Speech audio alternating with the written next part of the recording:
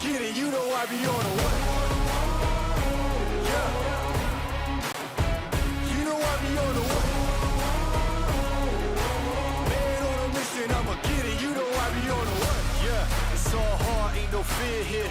You ain't giving it, so all you steer clear. Never beat, I've been down and I reappear. You got some money on the line, you better put it here. Rolling in and doing that work. Check priorities, I'm doing that first. Checks big and I'm sure that that hurts, but it's checkmate, we ain't selling short, no the work. Ain't nowhere to hide, you ain't gotta see me come and keep me on your mind, cause I be on the way. Yeah. You know I be on the way. Man on a mission, I'ma get it, you know I be on the way. Yeah, man we coming for them bags that they said I couldn't have, get the team. I got a vision for the things you ain't believe. And here's the motto, hard work, this over everything. It's that comeback. I'm calling plays, hit the pass, then the run back. Yeah, I'm far ahead and gotta run laps. But we ain't letting up, we never done that. Ain't nowhere to hide, you ain't gotta see me come and keep me on your mind, cause I be on the way. Yeah. You know I be on the way. Man on a mission, I'ma get it, you know I be on the way. Yeah, I'm on the way. On the way. Yeah, on the way. I'm on the way. I'm on the way.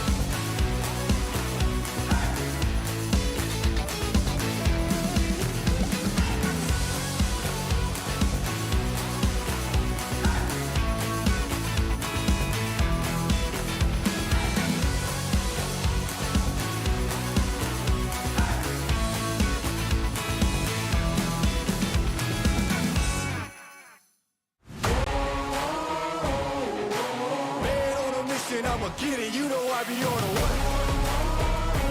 Yeah.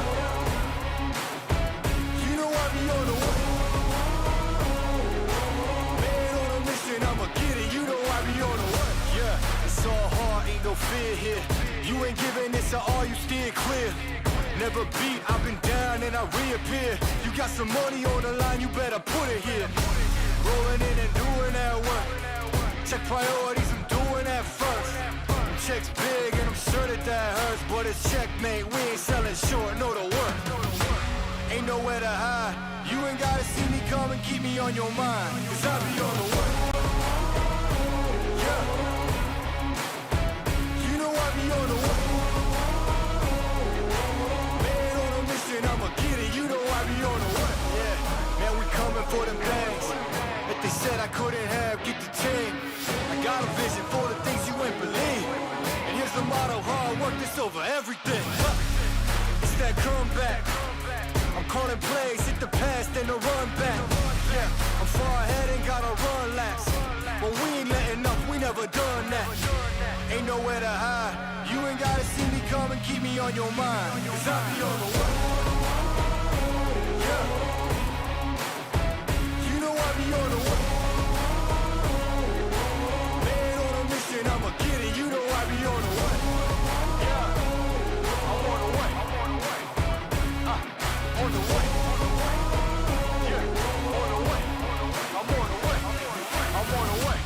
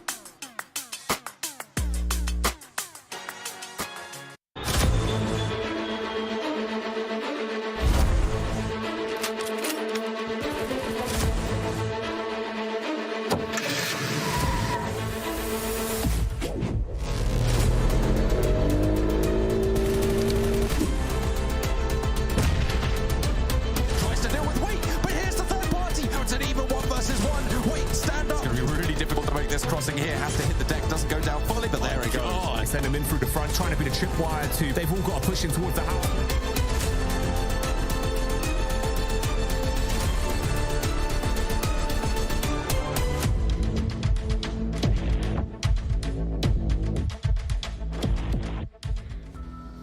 Day 2 of the second phase of PMPL EU Fall 2023 is here. I'm Jeannie and that's Galaris, and we are very excited to be here to bring you some more action after yesterday's incredible start to the phase. Yeah, it was insane, wasn't it? I mean, I don't think we'll be seeing Titan's record of that 35-point game broken throughout the entirety of the tournament. Never mind, maybe even PMPLs across this whole phase here, maybe globally, because that's a ridiculous win. So we'll see. What a way to start the phase, what a way to make a mark, but also as a reminder to follow us on socials to stay up to date with everything that's going on, including the incredible 35-point game from Titans yesterday, and also to support your favorite players and teams and just to stay in the loop. Another thing that's really exciting for our socials is a giveaway that is currently happening on Instagram, so make sure to follow the account and get part of the action. Who knows, you might get a chicken dinner IRL. You might also get a killer whale parachute. Ooh. Oh my! Killer whales used to be my favorite animal ever when I was a kid, Ginny. So I need to get that right now. I was gonna say, was that like 60 years ago, but I decided not to. Oh, whoa. Because I'm being nice. So let's have a look.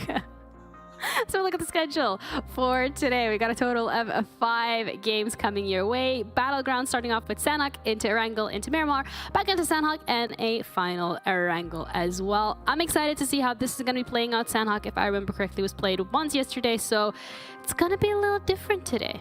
Yeah, a blitz of a day, to say the least here. With 2 Sanhoks on the board, it's going to be a bit of a shorter day, just by a little bit. But one thing's for sure is that Sanhok presents a whole different challenge to Miramar and Erangel. So all of these teams are going to have to adapt quickly. Absolutely, and adaptation is key because if you're looking at the overalls already, Titan is running away with the lead. I mean, yesterday was a great way for that, was a great start for them. 60 points already during phase 2 secured. I'm not gonna lie, Kalaris, when I say that I am a little shooketh with VIRTUS.PRO being second. Shooketh and tooketh, yes, this is quite impressive by them, I'm gonna have to say. The way they got themselves the win at the end of the day, though, it's kind of what should have happened, considering their position, considering the terrain dynamic north of them, and they were able to convert very well with that. One thing, though, that I do want to point out, Ginny, is that, okay, MADBULLS might not be in #1 right now, but they still got themselves 2 4th places and a win when it came to yesterday's games. So that in itself is impressive here from them so far. It's a decent start for them. If they can continue to keep that average up, they'll probably end up in #1 at the end of the phase again. Yeah, well, we're gonna have to wait and see because, as you mentioned for MADBULLS, every single day, at least 1 chicken dinner on the board. That's a really great way to start, and it also brings a question of whether yesterday for teams like Titan, VIRTUS.PRO, and even Major Pride getting their first chicken dinner, was that a flash in the pan? Is it something that we're going to see continuously, as you said, with that consistency throughout the rest of the phase? We're going to have to wait and see. But something as well missing on this page are a couple of very familiar names for which we're going to literally have to scroll down onto page number 2 for us to see Gladiators as well as MUERTE. And Claris, is MUERTE a 10th place team? No, they're not. Definitely not. And especially since the start of yesterday for them was pretty good, to be honest with you. They didn't really have that much in terms of placements, but every single time they're going out and playing that normal MUERTE style of getting in those fights early and being very aggressive with it and being able to be victorious in those fights, they got themselves 7 eliminations and then 6 eliminations. Then it took a bit of a nosedive from there, but I'm expecting MUERTE to move up the tables here today, never mind in the phase. Okay. All right, so expectations are set for at least one of the teams. But then scrolling further down, I think for me what stands out here is KONINA Power as well as Dark Projects, the one that have some really, really slow starts yesterday. But then when we're looking at Unicorns of Love, yes, it's 9 points, but it's a pretty good start for them. Huge day for No, I'm not going to do it. It's yeah, it is difficult for Unicorns of Love at present to really get a lot on the board. Obviously, at the end of phase 1, I think they kind of were finishing, well, at least below getting into that Livid game, right? Which is not exactly the best situation to be in whatsoever. I would love to see Unicorns of Love get themselves something on the board, but they've not shown us enough yet to really fill us with confidence, unfortunately. I see what you did there. Love to see Unicorns of Love. I got it. Low-hanging fruit. Gotta go for that one. But yesterday, a team that we have really talked about a lot was Titan, and I think that's just simply because of the fact that they came out absolutely swinging. And when we compare their performance from yesterday to day 1 of phase 1, it is a day and night difference. Yeah, I've said it many, many times, but it's an all-star roster. And I think coming into phase 1, there were some question marks around how can these names coexist with each other on a roster like this? Not because they may clash or something like that, but just because when you're all great players, generally being a great player, you kind of have your own idea on how the game should be played, right? And that's why there could be like headbutting and stuff like that. But as the phase went on, they proved us wrong in phase 1. And here for the start of phase 2, jeez Louise, this was an insane day from them. An average of 15 points across all 4 games to end up with 60 points. And this start of a game, which we said it yesterday, Ginny, we both feel it may have been a perfect game of PUBG Mobile. Yeah, every single puzzle piece just fell perfectly into place, and they were able to capitalize off of that, which again is a skill on its own. And I also think furthermore, the fact that they've had that 1-week break, it really seems to be what they needed to gel together as a roster. And as you mentioned, get these different playstyles, these different stars to be on the same page in terms of how they want to approach things. Yeah, so you actually saw their breach onto this compound as well, and we also saw the knock onto Tixi on the wall. Now, generally, the compound like that, one major vulnerability for a compound like that is the walls around it. So technically, Gladiators was doing the right thing by trying to hold the walls before anybody tried to breach forwards. It's just unfortunate for them that Titan had such a great angle onto Tixi to get that knock and then push on that compound against Gladiators. I went back and watched it and identified exactly how they did it, and it was, again, picture perfect. I love everything Titan was doing yesterday, again, especially in that first game. But even in later games, when they were able to get a lot of eliminations on the board as well across all the battlegrounds, this is, it's the team to watch right now. They're absolutely the team to watch. Yeah, absolutely. And I think also furthermore setting a lot of expectations for them this time around for phase 2. If you start a day like that with 15 points average per game, we're just going to sit here waiting to see what you're bringing us today. So that is something that they're going to also have to live up to. But another team, though, that we've seen yesterday that we want to highlight was Major Prize, specifically because of their slow start in phase 1. The fact that they actually didn't get a single chicken dinner, but then yesterday, they got it in the bag. Yeah, and we're seeing a shift from that phase 1. Those are the averages from that phase as a whole. Yesterday, better than their average from phase 1, which is exciting to see because they finally got themselves a win on the board, which is important. It was 9 eliminations off the back of it. Not the biggest win of all time, but enough to be able to put them in contention for those podium finishes towards the end of the phase. Now, the question is, will we see Major Pride continue on with that kind of form here? Yeah, they have the chops to be able to do so. They have the roster to be able to do so. It just felt like especially towards the end of phase 1, they were lacking some confidence almost about rounding out games. Now that they've got that out of the way, will they be able to continue doing that in the future?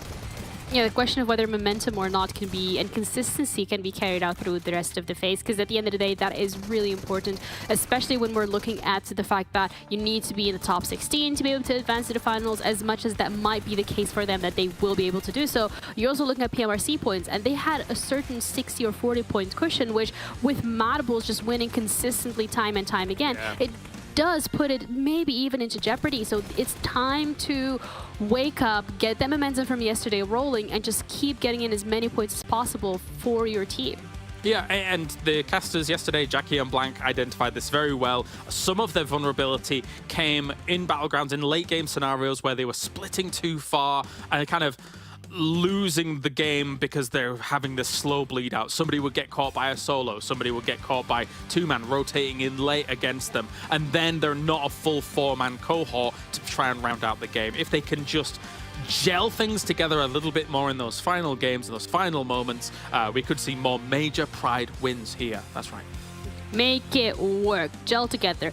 And this kind of seems to be the same very story for VIRTUS.PRO specifically. Yesterday, again, I mean, I said it earlier today, the fact that they're currently second on the standings with 40 points, that is absolutely incredible, because their performance over phase one has not really been as flashy. It hasn't really given us a lot of grounds in terms of what we can be expecting or what we wanted to see from them. So yesterday, with the whole roster stepping up, that was incredible to see.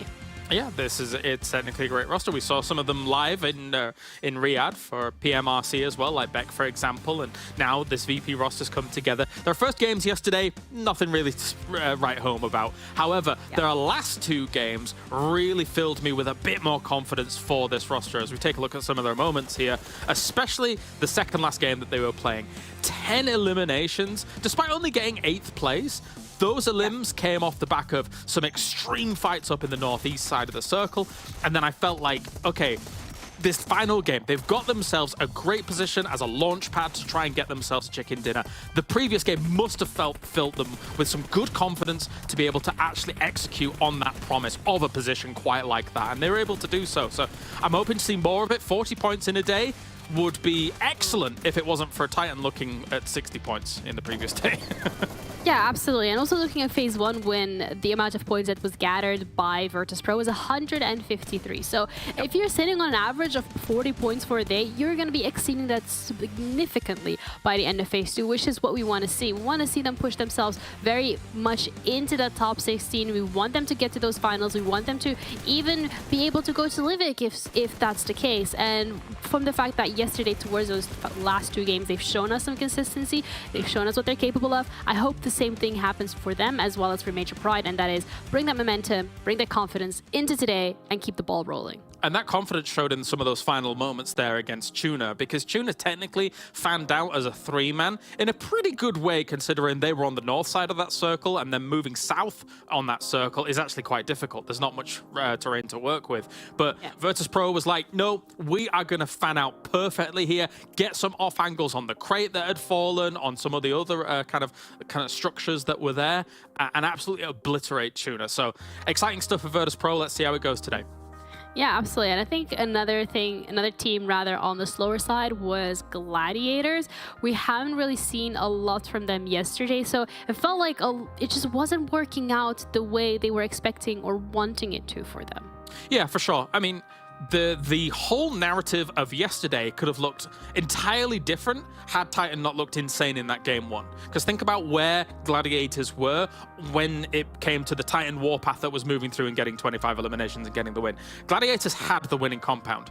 That was definitively the winning compound for Titan eventually, and Gladiators was there for a long time as well. The knock-on effects of what happened in that game as well. If you think back way to the beginning of the game, where Matic is knocked by a Car 98 taken out, if Gladiators is 4-man in that compound, could have been a completely different day for Gladiators, but it's not to be. It shows that these small things in PUBG Mobile will have these huge ramifications in the future. Yep, absolutely. And that's something that today, again, we're going to have to wait and see whether or not they can improve that. Dagestan, another team that I would really like to talk about, because yesterday, again, they came out hot. They started off swinging. They got a total of 35 points, which, as you'd already put it, it's not a bad amount of points, but then you're comparing it to Titan and you're like, oh, well, the benchmark has kind of shifted a little bit. Yeah, definitely, definitely. I think Dagestan, you know what?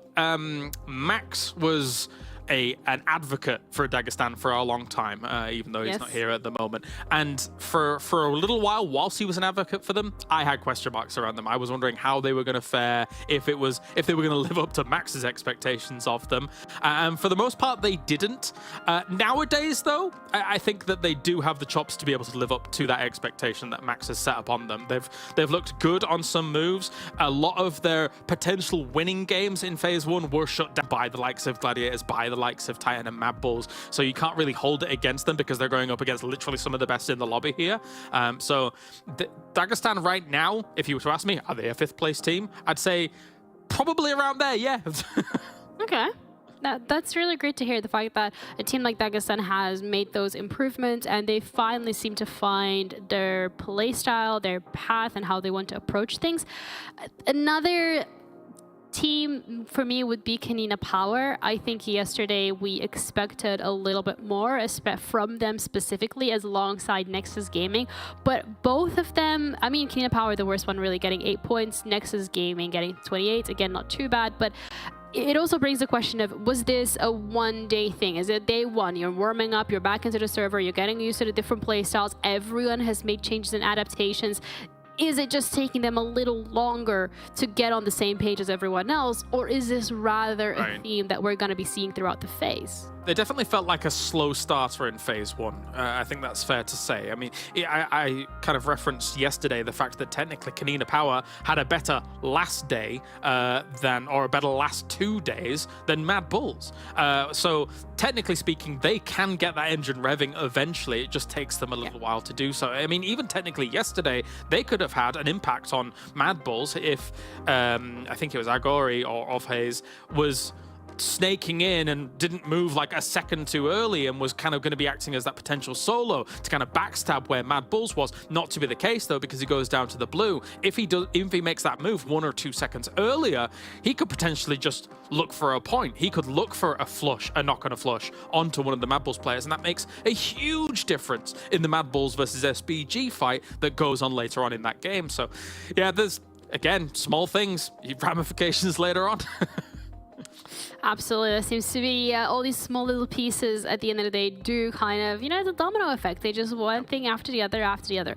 But coming into today's games, are there teams specifically that you are expecting to keep that momentum, or to or at least hoping some teams to find that momentum coming into today, that you think, okay, you've been dormant long enough yesterday. Today, you got to hit the ground running?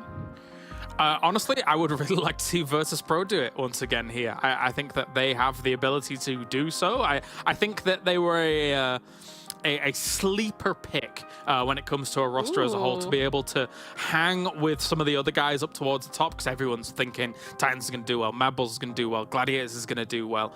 VIRTUS.PRO's shown that they can hang with this lobby, so we'll see for them. I think MUERTE also needs to be able to step up a little bit here from their 10th place, as you were mentioning before. Are they a 10th place team? No, absolutely not. They were able to finish second in that previous phase and look great whilst doing so. And I like the style that they bring to the Battlegrounds as well. It's not the, okay, we're going to wide rotate, like me and Blank do. Me and Blank do a lot of this. We wide rotate and avoid all the fights as much as possible, because I'm a strategic guy, you know? I'm not a very good shooter. Yeah. But MUERTE, they're great shooters. They will take those fights early and find some elimination points wherever they can whilst doing so. So yeah, I like seeing that style, and it can work and pay dividends moving up into those kind of upper echelons of the rankings.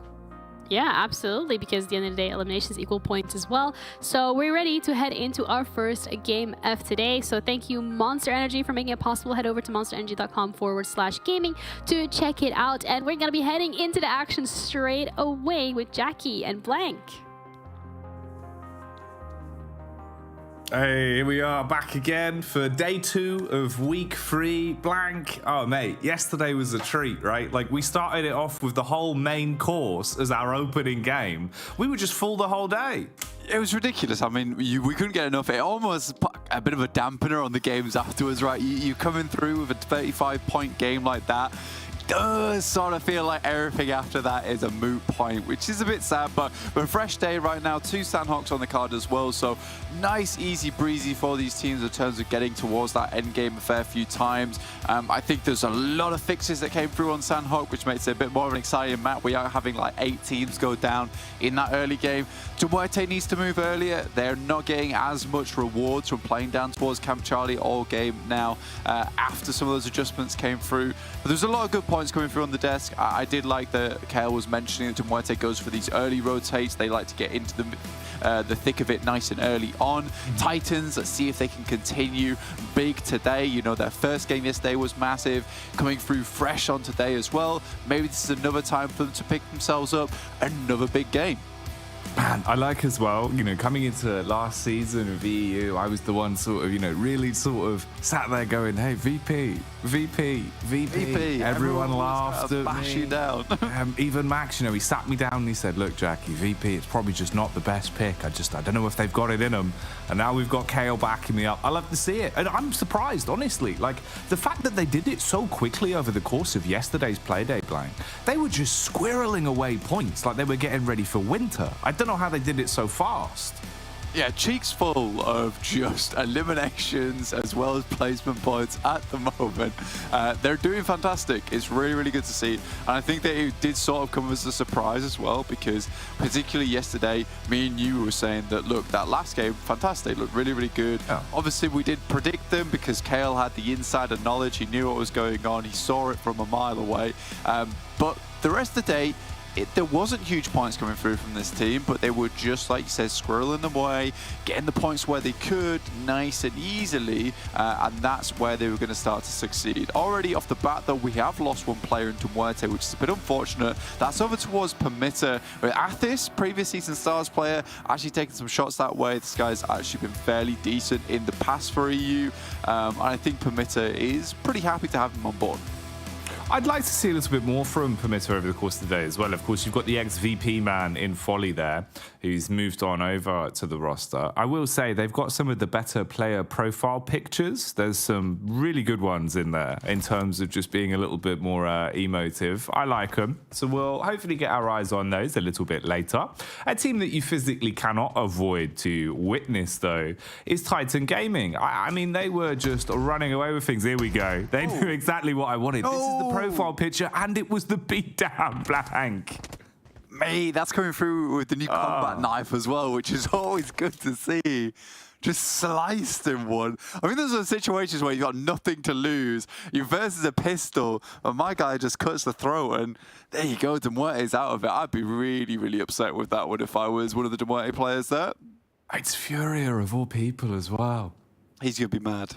Mad as hell.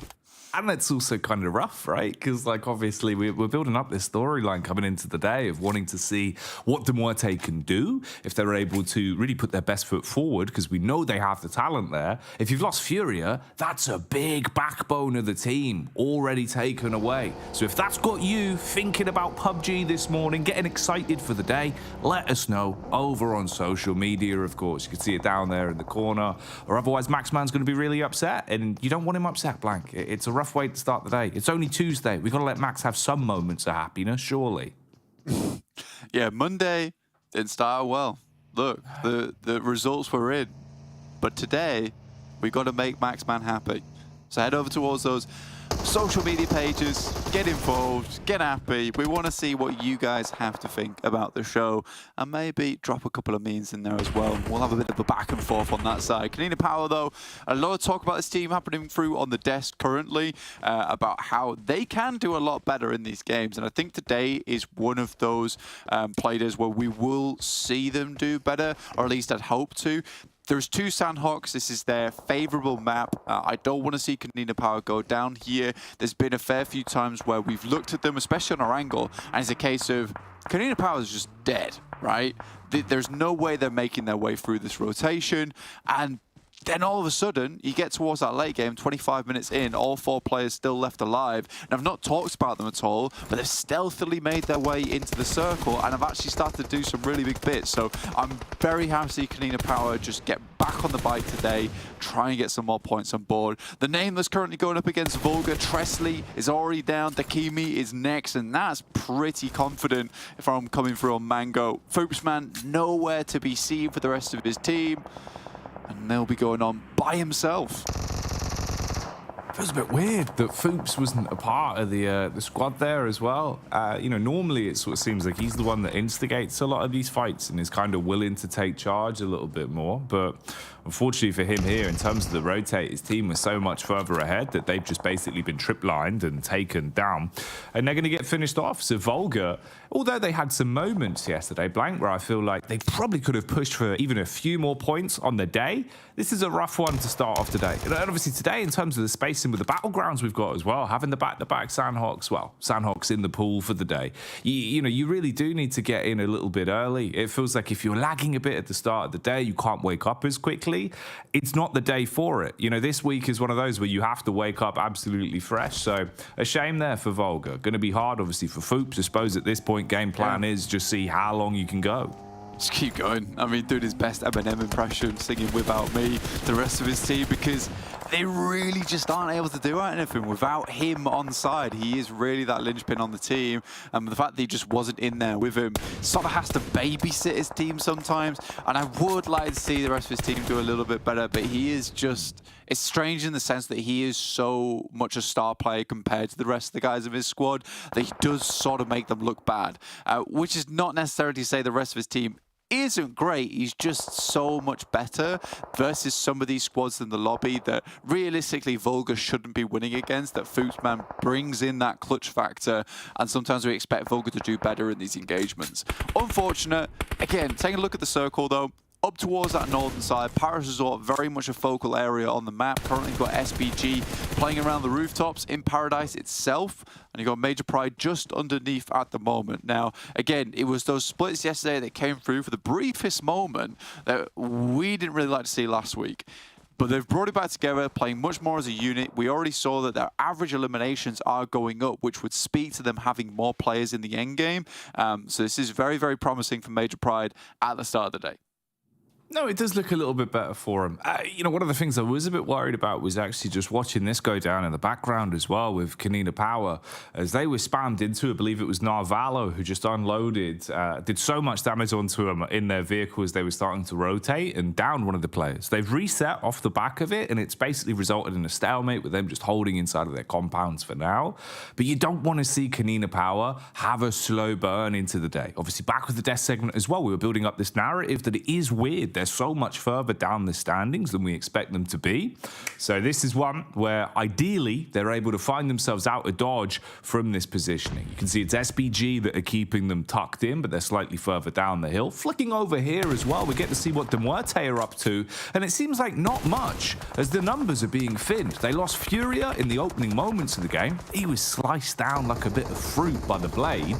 Now there's just 2 of them left already, and you've got Unicorns of Love with KASIK team looking to now scrap against one another from these 2 positions after cleaning up onto the MUERTE boys that were trapped in the middle. Yeah, I think for MUERTE, it's this weird issue where they are so reluctant to move up towards that north side to rotate past Quarry. I do think there is reasonable solutions to this. There's reasonable rotations. You could even head over towards the western side of Bootcamp. Gladiators aren't moving from the northwest island very quickly anyway. We are just going to continue to watch this engagement between KASIK as well as Unicorns of Love. KASIK just holding out inside the blue at the moment. He did get 1 knock over towards the Unicorns, which will leave them a little bit happier here. I think MUERTE is hoping to maybe pick up a couple of these side swipes on the exit from both of these teams, which could lead to a couple of elimination points, which at this point would be more than ideal. I think if they send north now, it's likely they just get into the circle and then they're just dead. And that is just the way the cookie crumbles sometimes. So for them, this is very much a salvage mission, but a bit of an aggressive salvage mission. No Mercy Warriors, Titans, they're just floating over the top side of this hill. It's looking a bit scary for No Mercy Warriors.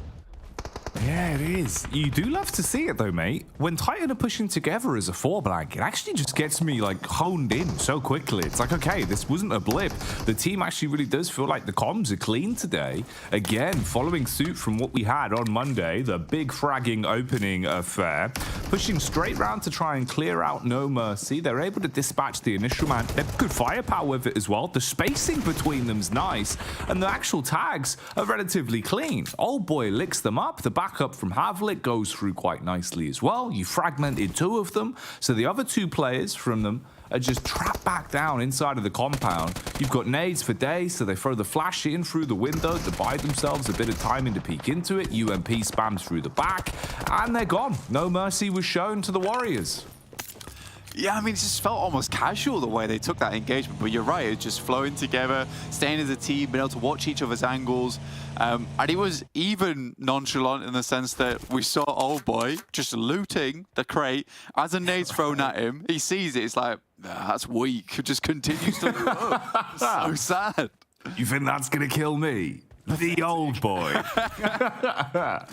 Oh, but it's so much better though. Like genuinely, I think it is really nice to see that like something had changed. You know what? It was only about like 2-3 weeks max blank from the changes we saw of where it was so fragmented all the time to where now it kind of does look like they're on the same page a bit. Even when they do want to go aggro, at least it's calmed early.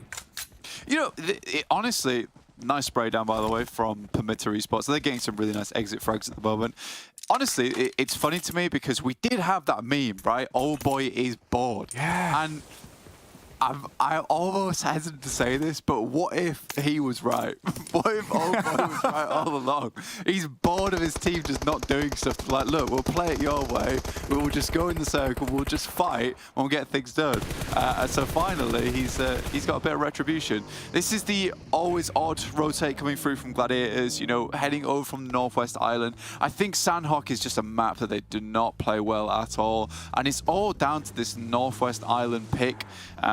There can be such immediate rotates from that Northwest Island a lot of times up towards Hattin, but it requires them to take fights. They've got to play a little bit more like MUERTE. A Shockwave coming in should just be a clean sweep now.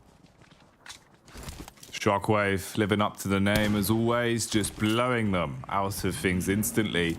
And really that's rough to see. So obviously Gladiators down to just one man who's fragmented from the rest of the pack. They're not really going to be able to project themselves further up the standings early in today's games. Also, tuning back in with Titan, they haven't slowed down. They've really pulled no punches over the course of this one. They've been able to move up close to where PERMITTA are playing. PERMITTA actually fragmenting themselves as well as they split off round towards the left-hand flank. Rogo, he's going to get spotted out. Couldn't really deal any damage either. It was an isolated 1v1 against Old Boy, but he's just wiped up instantly. Afis, I mean, basically, what do you even do here? You're with the rest of the squad further back. You could try and throw down some smokes to give them space to get away. But Titan are just hitting all their shots. Look at the damage just ticking up already. We're nearly at a K. Yeah, I think that's the issue, right? And I think the way you put that is just immediate. We both recognize it straight away. Is the fact that whenever they take these engagements, they don't miss their shots. They don't whiff their engagements. All their duels seem to come out on top their way. And I think that's a scary thing to come up against when you're playing against a team that just feels so confident coming to these matches. They're just on fire. So Titans start to move a little bit further. They notice the smokes. They can sense the fear coming through from Athis as he attempts to get in the vehicle. But Icy up front and personal already. That's actually a big bit of chip damage though. It has split Icy's HP effectively in half. The nades are committed to try and stop Athis's getaway, but you have the vehicle close enough by, jumps in the driving seat, goes back towards the compound. Utility's there as well. 3 grenades, first one of them thrown out. Damage done. Oh boy, saved by the bell as the smokes will be thrown over to try and shroud the angle as well, and he gets Icy back on his feet. Now they're leaving together as well. No one left behind. Cleanly cut on the way that they played it, at least. You can still reset from this. It hasn't gone exactly the way Titan would have wanted it to, hoping to just roam in and clean up, mop and bucket action, but it's still not enough of a detriment. They can fix this. Yeah, just squeeze out that mop at the moment, go again, reset. And I think the fact that the circle moves up towards this northern side, PERMITTA Esports down towards the south, they have to push towards Titans eventually. And MADBULLS just played their hand. I think that's the most important thing for them, is that MADBULLS' position now known. That's the reason they were able to get that angle from Temp, is the fact that Titans was trying to get out of the way of the angles that were opened up from MADBULLS on that northern side. Taking a look at the circle, though, it's a little bit difficult to play this one. I mean, there's not a huge amount of really big compounds in this area. As you can see, there is a lot of high ground. There's a huge amount of tree lines available as well. So very easy to get stuck in, very easy to get out of the way in terms of staying hidden too. Oh, mate. Matic. Okay, well, you love to see the fact at least he's able to make some cheeky maneuvers, right? Sprays out through the back of the shed, does some damage onto SHOCKWAVE. Now, this is SHOCKWAVE that have been relatively uncontested into the course of the game so far. Oh, they've got all the nades in the world, though. You can just bounce those straight in off the off angle. Same could be said for Matic, though, Blank. How's he basically just soloing them right now? I mean, he's doing really well. I think the fact that he was able to stop the push so quickly and so easily means that any other team looking in this direction is just going to take a bunch of shots. Now just smokes all the windows, so Scars is not getting in without a really big push towards the building itself. This just makes life so hard for these players on the edge, and Matic knows exactly what needs to be done. He just needs to isolate these doors and keep these players out. This is just sheer shenanigans from him. He's got back up with the fact that you're being picked apart by the Nameless as well. He's going to start to attack. He wants to aggress out the window. The timing on it was pretty clean from him, but the DBS is in the hands of the awaiting man from SHOCKWAVE. And Matic, if he oversteps the mark, he could fluff his line in one swell swoop. That's not even English, but that's what he's got to deal with, Blank. He has to tuck off back into the corner. Holds with the SMG for now. Wagner's able to get the heal out as well. Actually fully commits to it. He's just toying with him. I know, man. He's just literally has to hold on the outside, make them nervous to go for these first aids and hope that it goes down. Continues to sit at that angle. Baits off the nade as well, and there's still more shots coming through. He's got nothing left in terms of medical supplies, though. Magnazada. Oh, he's got him too. Now just Scars remaining. First aid kit will be pumped off the back of it, and there's still more shots. First aid kit has to come up before the nades come through, though, and it does. This is so lucky for him. He should survive that one, and then can immediately hit another first aid kit as well. Mate, what is this fight? How has it been going on for so long? Matic just toying with them. And the bells and whistles will come back to pay dividends as well. You can heal up now. Last second with the blue ticking away at you. And the same can't be said. The same luxury just really isn't there for SHOCKWAVE. You've got to commit at some point, and running through, you're going to give up that line of sight to Matic. He's in a 1v1 angle where he's going to be content to deal with this. This is a solo that has basically completely cut down the entirety of SHOCKWAVE, a team that had all four alive, and we're looking pretty good coming into this game. They were fully looted, they had good rotates, and it's just been wiped away, Blank. Oh, it seems like Old Boy as well, finally suffering from success there, popping up in the elim feed, as Folly's been able to get a shot off. We can flick over there, see how this one's going. It's up against PERMITTA. Old Boy's recoverable. He's in an okay angle to be put back on his legs. SHOCKWAVE are done as well, so they don't pest Matic on that one. And it's just Temp waiting off towards the rock side with Folly down in the gulch. It's kind of a difficult engagement to take over Titans, and it's risky going for this res too, because at any moment Temp can stand up, get in the way of this. He's able to get Old Boy back of his feet. Major Pride right now is looking fairly clean with it. 4 players still up. A nice little tag comes through towards the guys on Titans. Luckily there's a bit of return fire though. I see. He's got the flank for it. Look at him, he's so low. Folly tucked into the corner as well. Going to be sprayed and shut down eventually, as that will connect. It was actually Major Pride up from the top of the hill as well. Now, we haven't mentioned their name for a while, but they have been floating in a good position for quite some time. The rotates have been clean from MP, and it's not been overly aggressive. It's not been fragmented. And right now, with the sort of meta we've been seeing in these lobbies, this is where I'm thinking it bodes well for Major Pride, when they haven't had to split up and they haven't had to fragment themselves and spread far too thin, Blank. Blank. It looks good going into these later circles. You've got all 4 alive. Util's relatively good from what I've clocked as well, flicking between some of our different POVs, and they're feeling at least a little bit more comfortable to third party here and there. In terms of the split around them as well, you've got KONINA Power's remaining few players just down to the offside of where MADBULLS have taken control of the inner compound. Yeah, I think for MADBULLS, this is actually fairly decent for them. They can sit in this compound for quite some time. 2 players still up. Happy days for them. The Nameless also will have to deal with Matic, who has been on a tear recently. Finds Mango. Almost takes down Hamos too. He has been ridiculous in this match today. And I mean, gets himself towards the 7th place. Way further than I think he even expected himself to go. Of Hayes sending some nades over the top of Major Pride. Too quick with it. And now MADBULLS look to send away further towards the center of the lobby. Split their 2 players up and look to get a little bit further into this game. This is a Major Pride that are out for blood on this one. You can just see with how they're playing it, how swift they are to engage. The comms look really clean. The rotates have been precise from them as well. And again, now you add to the fact that you've also got a compound that was pivotal. It's now completely taken for you. VP also wanting a piece of the pie as they will strike and deal some damage with the shotties. Just trying to play around this map geometry here with a vehicle giving you a little bit of cover to work with. Nameless, they know they're scrapping on this one. It's a tight 2v2 to work with. Beast is down back towards the rock side. He's just taking pot shots from both Titan and MADBULLS, and the rest of the squad was looking to clean up onto the damage done to VP. Meanwhile, Titan spraying through the smoke, connect onto Zerich. That's a big name to take out for MADBULLS.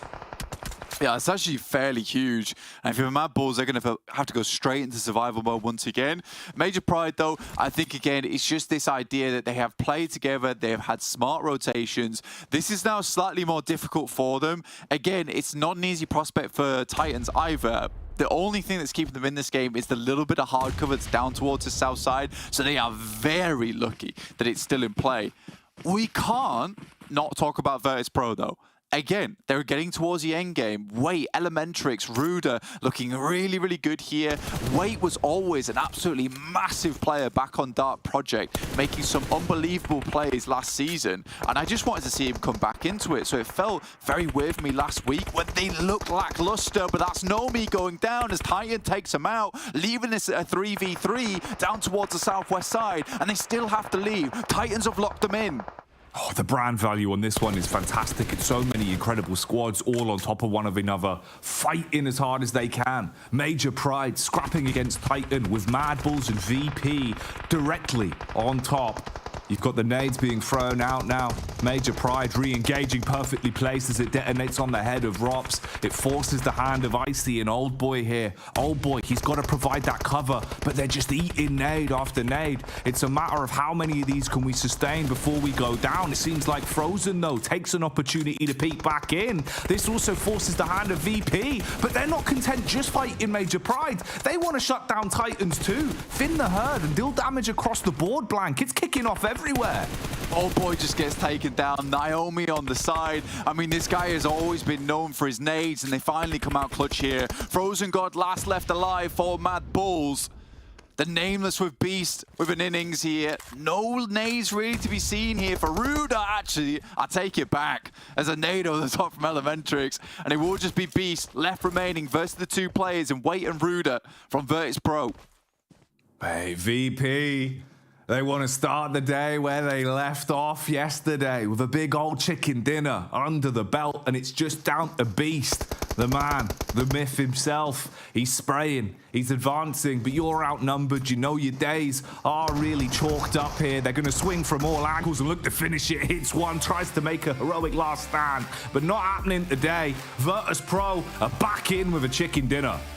I mean, I don't think anyone expected VIRTUS.PRO to win that game. I think we very much thought that could have been a very different story. And I think for VIRTUS.PRO, it was a very tough fight that they took towards that northern side versus the Nameless. It's not easy upon that side at all, right? They're pushing down into a team that's already got a setup towards the rocks. The fact they're able to take it down is really, really quite impressive. Man, it's just making me regret, like, not just always just being the VP fanboy I was last season and just going, hey, man, like, let's just predict VP every game. Because they're just winning now, Blank. They're just starting to get into the groove of it, mate. It's sick. We just had all these teams that we knew could step up, step into it. MADBULLS, Titans, Major Pride, VIRTUS.PRO. But we're going to head back over to the desk and see what those guys think just about that game on Sanhok. Welcome to the desk, where we're going to try and explain exactly why VIRTUS.PRO and how they managed to do this. Because coming into today, Kalaris, you said it yourself. You want to see VIRTUS.PRO today get that momentum from yesterday into their games. And they gave you exactly what you wanted. But how exactly was that possible? I don't know, either me or the harbinger of VP success, Jackie on the cast. Regardless of which one, it is them looking fantastic in this game. And one great thing about how they played this was they didn't just sit around in their compound and sit on their side of the road and try to make plays happen from that side, because sometimes it's a bit treacherous kind of crossing over roads on Sanhok, but they went over the road towards the east side and then were able to tackle the Nameless very well against that. And that was absolutely the winning play in the end from VP here, was looking fantastic. Bear in mind, there was a moment where the Nameless probably should have shut VIRTUS.PRO down. They had them all knocked bar one, but then VIRTUS.PRO was able to make the recovery of 3 players here. So a little bit of shenanigans going on from the Nameless where they should have shut VIRTUS.PRO down, but kudos to VIRTUS.PRO for being resilient and able to recover from that very dicey position. Kudos to the Nameless as well, though, for being able to make it this far into the games, considering how they have been performing over Phase 1 and how yesterday went for them. So impressive to see that they were able to stick around. Then again, you mentioning that maybe there was a certain moment where they should have shot down VIRTUS.PRO in their tracks. Maybe the lack of experience of making it this far into the game could have played a role in that. Maybe, because when you've got a team like VIRTUS.PRO on your heels, if you are able to get 2 knocks and kind of shut them down almost the way you did, you really do need to follow up with that. They will recover and they will bring an extreme fight to you afterwards, and we can see it here with Lamentrix looking fantastic in this, almost 1,000 damage going his way for this game. Likewise, Old Boy on the opposite side as well. Titan, they were wrecking people down towards the south here once again. These are 2 teams that we expected might come in pretty hot today, and neither of them let off the gas here. They were absolutely blazing. Absolutely. It's going to be really exciting to see how this is going to be playing out throughout the rest of today. Major Pride, though, I think was one of the teams that you had for your prediction, as well as Jackie, and unfortunately that didn't really come out to play maybe the way that you expected it to. What was the biggest mistake or the biggest downfall for Major Pride this time around? I'm going to say rough circles, so not really kind of their mistake, as it were, right? Like the fact that they had a circle shift away from them quite harshly towards some of the ending moments. Because again, if that circle actually shifts southwest over towards their compound, which was relinquished by MADBULLS because they realized there was no way they were going to hold it as 2, and eventually Major Pride just kind of waltzed on in there and was able to hold it. If the circle goes their way, honestly, they win this game. Like that compound's too strong for them to kind of lose it out in that situation, unless Titan gave a little cheeky shifty move around that southwest side, but I doubt that was going to be the case here with Major Pride's position. The new knife, really exciting. Ooh, yeah, really exciting. I remember when it came out, you're just in the green room, you're like, the new knife, and Max is contributing to the conversation as well. Whilst he's not here, should be enjoying himself wherever he might be. I think as well this game is setting the tone really well for today when we're looking at the names that were showing up towards the end of this game. There was no MADBULLS, there was no Gladiators. It was very much teams that, like the Nameless, I personally never expected that. VIRTUS.PRO coming out swinging. I know you expected it, or at least wanted to see it. Personally, not as much me. Jackie mentioning it himself as well, you know, being a VIRTUS.PRO fan for the longest time, and now you never really know what you're gonna get. No, definitely not. Definitely not. I mean, the fact that VIRTUS.PRO comes in with effectively a back-to-back, that's back-to-back wins, considering how they ended up yesterday. That's brilliant to see. And even beyond that as well, it really does feel like that 10-elim game where I think they got the like 8th place or something really kind of set a lot of this in motion. Because the way in which they win this game is not easy by any stretch of the imagination. The fact that they're not really playing a compound, they're kind of playing downhill in a situation where they've got a few rocks, they've got a few trees to work with, and again, they could have been completely wiped out. It's very commendable. There he is! Look at him! Wow! Hey, Jackie VIRTUS.PRO fan. I mean, he's been on the cast for 2 days, and they've won 2 chicken dinners, which are both their first chicken dinners of, you know, Fall, so who knows? I'm smelling a good luck charm. There you go. He's on the VP payroll. There it is. No, okay, bro, as the coach, he's Exposed. he's doing fine. He's doing fine. Don't. No. Good job. I mean, overall, and I think commendable. Looking at the fact that VIRTUS.PRO has those kind of chops, right? And Jackie's able to identify that very, very astutely, that in terms of these individual components of VIRTUS.PRO, all it needs to do is, I'll do it again that I did in the pre-show, gel together. And when it does, hey, it's looking great. I totally didn't fail at it. They need to gel together. That's exactly what they've done, and brings the question as well, is this it? Is this the form that they have found that they're going to be playing it? Is the gelling process finished? Are they now comfortable with themselves? Because looking at the overall and where this game has positioned them in comparison to Titan, who has well got quite a good amount of eliminations and a podium finish, they are slowly but surely creeping up. So it's a matter of, can they keep their foot on the gas just a little bit more than Titan? What's interesting as well is that VIRTUS.PRO and Titan are in the same group. So there is never a game where they're not playing with each other, right? And yet they're still both able to do very well so far here in Phase 2 as a whole. So both of them will be missing out on the next game, I believe, for this. So, you know, this will give the opportunity for the rest of the lobby to actually do something about the little bit of a lead that's kind of eking out at the top. Yeah, we're looking at you, MADBULLS, as well as Major Pride in terms of getting a couple of points on the board, especially. I mean, the gap between MADBULLS and VIRTUS.PRO, not the highest. You're looking at 11 points in total. We've seen MADBULL get those kind of points in one game. But it's Major Pride, literally. I'm happy to see that they have been a little bit more consistent in the last.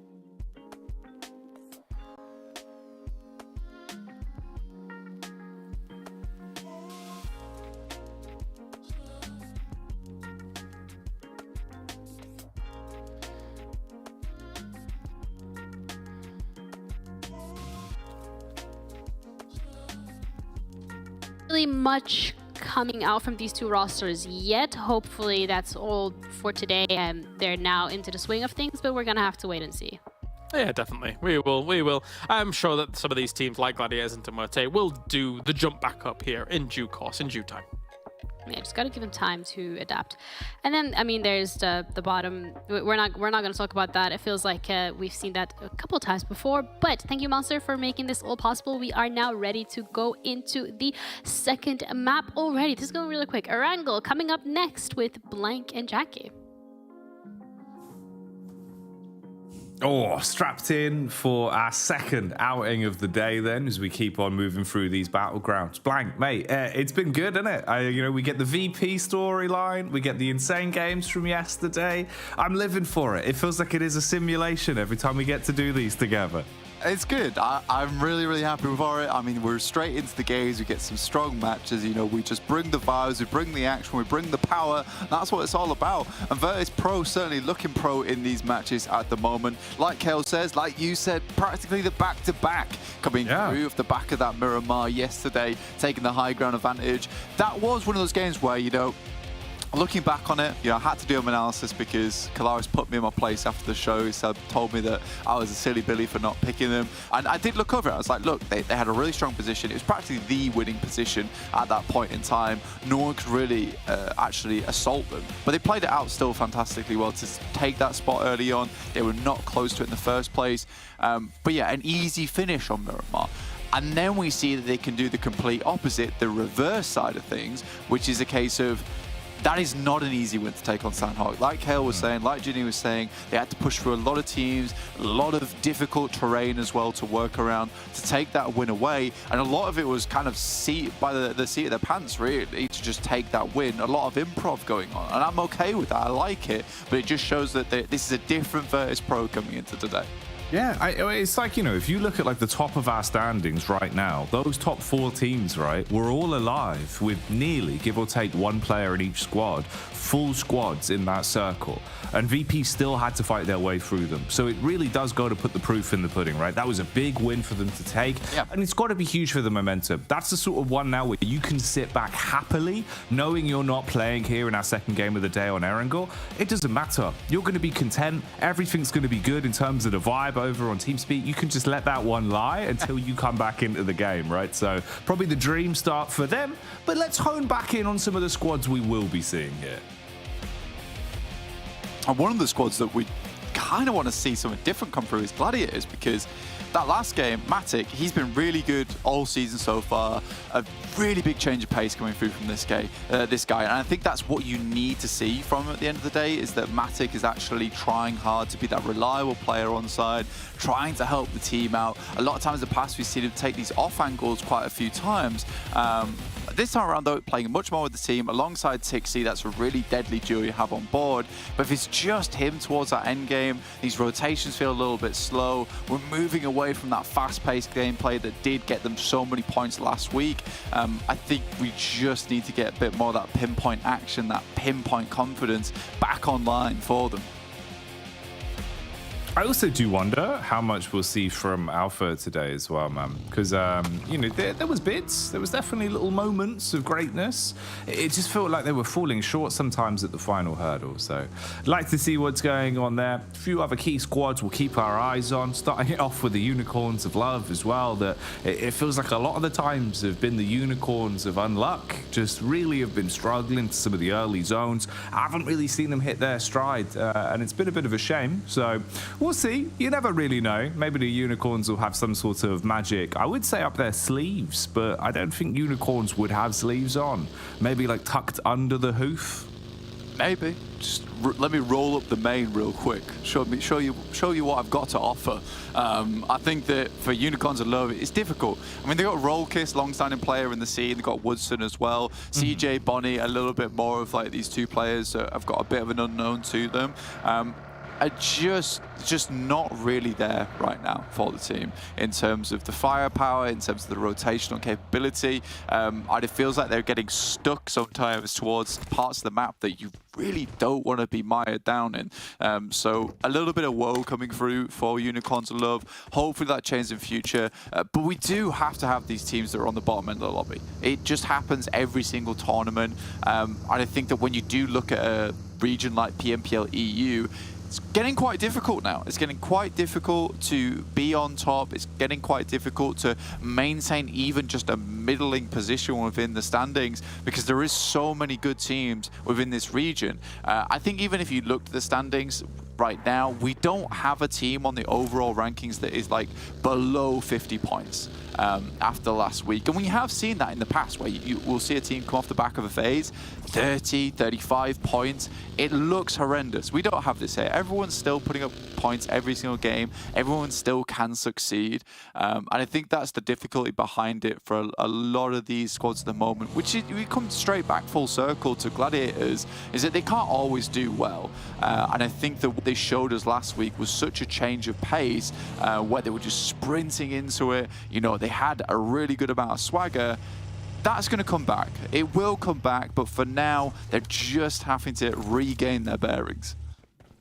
It does just feel like, you know, the way you're summing it up there is pretty on the money as well. That almost something has sort of changed a little bit in terms of the consistency across the board with a lot of our top squads. The kind of fine margins that we'd be looking at previously that would set you apart from, you know, being able to take a chicken dinner or sort of coast your way through the upper echelons of a season, kind of gone out the window a little bit. It feels like everything's a little bit more aggressive now in terms of sort of when we're seeing teams instigate fights, and also just that ability to control the tempo of the game. A lot of our top squads knowing just, you know, when to turn it on, when to turn it off, especially with teams like Titan as well, you know, with the whole storyline with Old Boy and the way that we've been kind of building that in, where they're playing a lot slower now, willing to sort of work as a unit and then just really kick the gas up when they need to. I think it's just meant that overall the entire competition is just far tighter than potentially it once was. You know, the week 3 already here has just gone to show how easy it is for those chicken dinners to be traded around from, you know, sort of what, a handful of 5, 6 different organizations here that are showing that they really do deserve it, closely followed blank by, in those final circles, a collection of different squads. It never feels like it's too rinse and repeat right now. So it's kind of interesting, you know, it's making it a little bit harder to call. Absolutely, and I think that the way that I look at it as well is that, you know, first week phase one, this is a frequent thing that happens in our splits, is that you have your first phase, which occurs over 2 weeks, right? You know, you'll have the 2 weekends, and then because we get a patch in, as we already saw, you know, last game, we had the combat knife big coming blade, through. Very nice, the big blade, cut them to ribbons. We will have a week off to let that patch go through, so we're not playing any shenanigans coming into the actual tournament itself. But I think that for a lot of these teams, phase 2 is always adaptation week. It is massively so that week where, because you have so many game days as well, 6 in 1 week, where you can really figure out what you want to do, and you've already had that week prior to just take a look at all the teams, take a look at all the rotations, see exactly what they're doing, which is why it's quite difficult for Gladiators as well a lot of times. I know I'm looping back to him, it sounds biased, I promise you it's not. He is wearing a Gladiators jersey under his shirt, by the way. That's right. I don't want to let anyone see that. That's why it's why this type of material is non-see-through. But yeah, so the thing for Gladiators is that they have such strong rotations, and they're such a well-admired team that's gone to several different international tournaments, that they do sort of fall into this problem every season, by no fault of their own, is that a lot of teams are studying them really hard, trying to figure out what they're doing, what makes them tick, what makes those rotations so good, because it isn't always easy to emulate a team like Titans, who are just born and bred off the back of absolute phenomenal mechanical skill, but you can emulate some of that tactical gameplay coming from the Gladiators, just like Kalaris. He told us, you know, he likes to stay out of the action, stay out of the engagements, rotate on the sides, and that often does lead us to a win. Well, it makes sense as well, right? You know, because it's kind of just played to your strengths in those kind of moments. You can feed the hot hand if you have someone that's unbelievable when it comes down to his gun skill, his mechanics, and we know that. You know, that's what I see, that's what Old Boy, they're always good for. You want to send them in where it's about making the split-second decision where you thrive in a 2 versus 1, know what angles to peek and know you're going to hit that shot. You can't teach that. You can't really, you know, sort of instill that into someone. You either have it or you don't, or you gain it with time. Whereas tactician side of things, learning to be able to actually, you know, play the correct overall play moment, make the right rotations, know when you need to make a move or dial it back, that's something you can learn. That's something that you can sort of focus time on in terms of the VOD reviews, looking over those previous games, and like you're saying, just watching the bigger teams that you're trying to emulate, whereas some of the other squads that maybe are being overlooked that season, like we saw a little while back with VP into last season, right? Different roster, but same sort of theory in the way that no one was kind of thinking, oh yeah, they're going to bubble up, they're going to start to do a little bit more. Maybe you don't have much as a benchmark on them when it comes into those final circles. So they could just find their way in, make these cheeky movements. It's an interesting conversation, man. And I'm really glad that we actually had the talk, dude. 100%. It's got to be done. We've got to have the podcast time here on Erangel as we get in towards stage 2, which has set it up. Let's have a look at the circle anyway. In the meantime, let's tell you where it is. Over towards our northern side, just underneath Stalber. So we're around Yaz. It's one of those weird circles in the sense that we are splitting the circle in half with Yaz Lake and a bit of the river in play. So some teams are centering up towards that northern edge, getting prepared for the crossing. A lot of teams are edging their way towards the bridge sides. You can already see a fair few teams just hanging around this area. Gladiators got up nice and early. It's not an ideal position for them. They are surrounded by a lot of teams, but they should be able to carve themselves a nice little space around this western edge. They don't want to go too far, understanding that most likely there is a team over towards the eastern side in Wizard Tower towards gas station, just holding teams out. So it's smart from Gladiators. Uncomfortable spot, but it could be a lot more difficult for them. Yeah, it could certainly get a bit worse at the minute. It could be worse. I mean, that's, not as bad as it could be. Yeah, that should be the mentality. I think that's sometimes the way you got to think about it. Yeah. Could always be far worse. For now, we roll with alive. it. Exactly. And also, man, like, let's touch on that for a sec, right? If Matic as a solo, basically just having to play his life in constant 1v2s, 1v3s, and was able to be such a nuisance and go on to squeeze out far more points than rightly they probably should have got from the previous game. Maybe now there's a little bit more breathing room. You know, everyone splashed a bit of water on their face. You've had a little bit of downtime for Gladiators. You can just try and wake back up a bit and come in with a little bit more to prove. But we'll see how that goes over the course of the game. Obviously, a bit of a slow burn on this one. Really, the only casualty that we've seen over the course of the time gone on this one was just Team KASIK that have lost one player. I think that came through like maybe minute 1 as well. So it was a real long time ago at the moment. You see PERMITTA right now just holding down towards the southeast side. They've got some good angles. Folly's up nice and close towards Unicorns of Love, who will have to move in shortly. But next circle, this is where it gets tough, you know, because this could easily go to Yaz Fields. SPG is confirming themselves towards a strong position, which it does, in fact, head towards Yaz Fields. It still cuts MADBULLS' position in, and I think that if I was personally MADBULLS, might just hold this spot for a little while longer and try and hold out some of these teams on the western edge. But it looks like they're going to try and prioritize, get close towards the circle, maybe pick themselves up a position towards the edge of it, but it's all already taken, man. So this might be a bit tough for MADBULLS to play here. It could be. It certainly could be. It is certainly one of those where we'll have to see how things develop in terms of the fight then, at least, as it's Alpha that you would be moving over towards. That's them further down. KASIK's team, obviously with the 3 players as well. So you're going to move on up, start to reposition. NEXUS just off to the wayside as well. You saw a fragment of Kapahala's tires as he's starting to move on in. That's Dark Project that are actually on the hill. So as they've rotated down, in terms of the grouping, they're all relatively on top of one another. You look at the mini-map as well. Look at the split on this. You've got 2 of the MUERTE, Milky Way and Malloy, that are further down just by Gladiators. And then Corker and Fury are playing off towards the offside with the compound as well.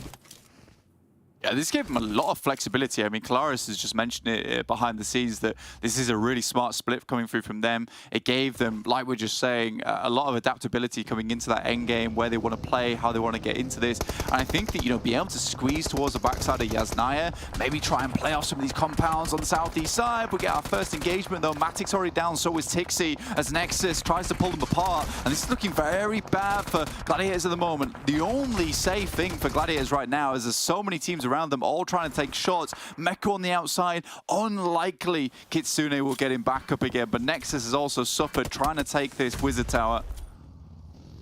Oh, mate. Gladiators and NEXUS scrapping blow for blow, but the Unicorns of Love have pulled up to the party and want to try and snatch away some of the glory. A strike from Rollkiss connects onto one as Doran is downed, but actually they're now taking pot shots as well. PERMITTA from so much further back had the range to work with and unload with a few bullets, get a couple of tags off into the back line. Alpha then clean up with the players that were low, and this fight has resulted in Alpha being able to squeeze out a few points from it. Unicorns of Love basically losing everything they invested in, with Rollkiss now fully gone. Bonnie's on his last legs, and this was originally just NEXUS scrapping Gladiators. Mate, it's one of those plays where I think that you don't third party that. It's right in the middle of the field. A lot of teams haven't headed for the Wizard Tower early on.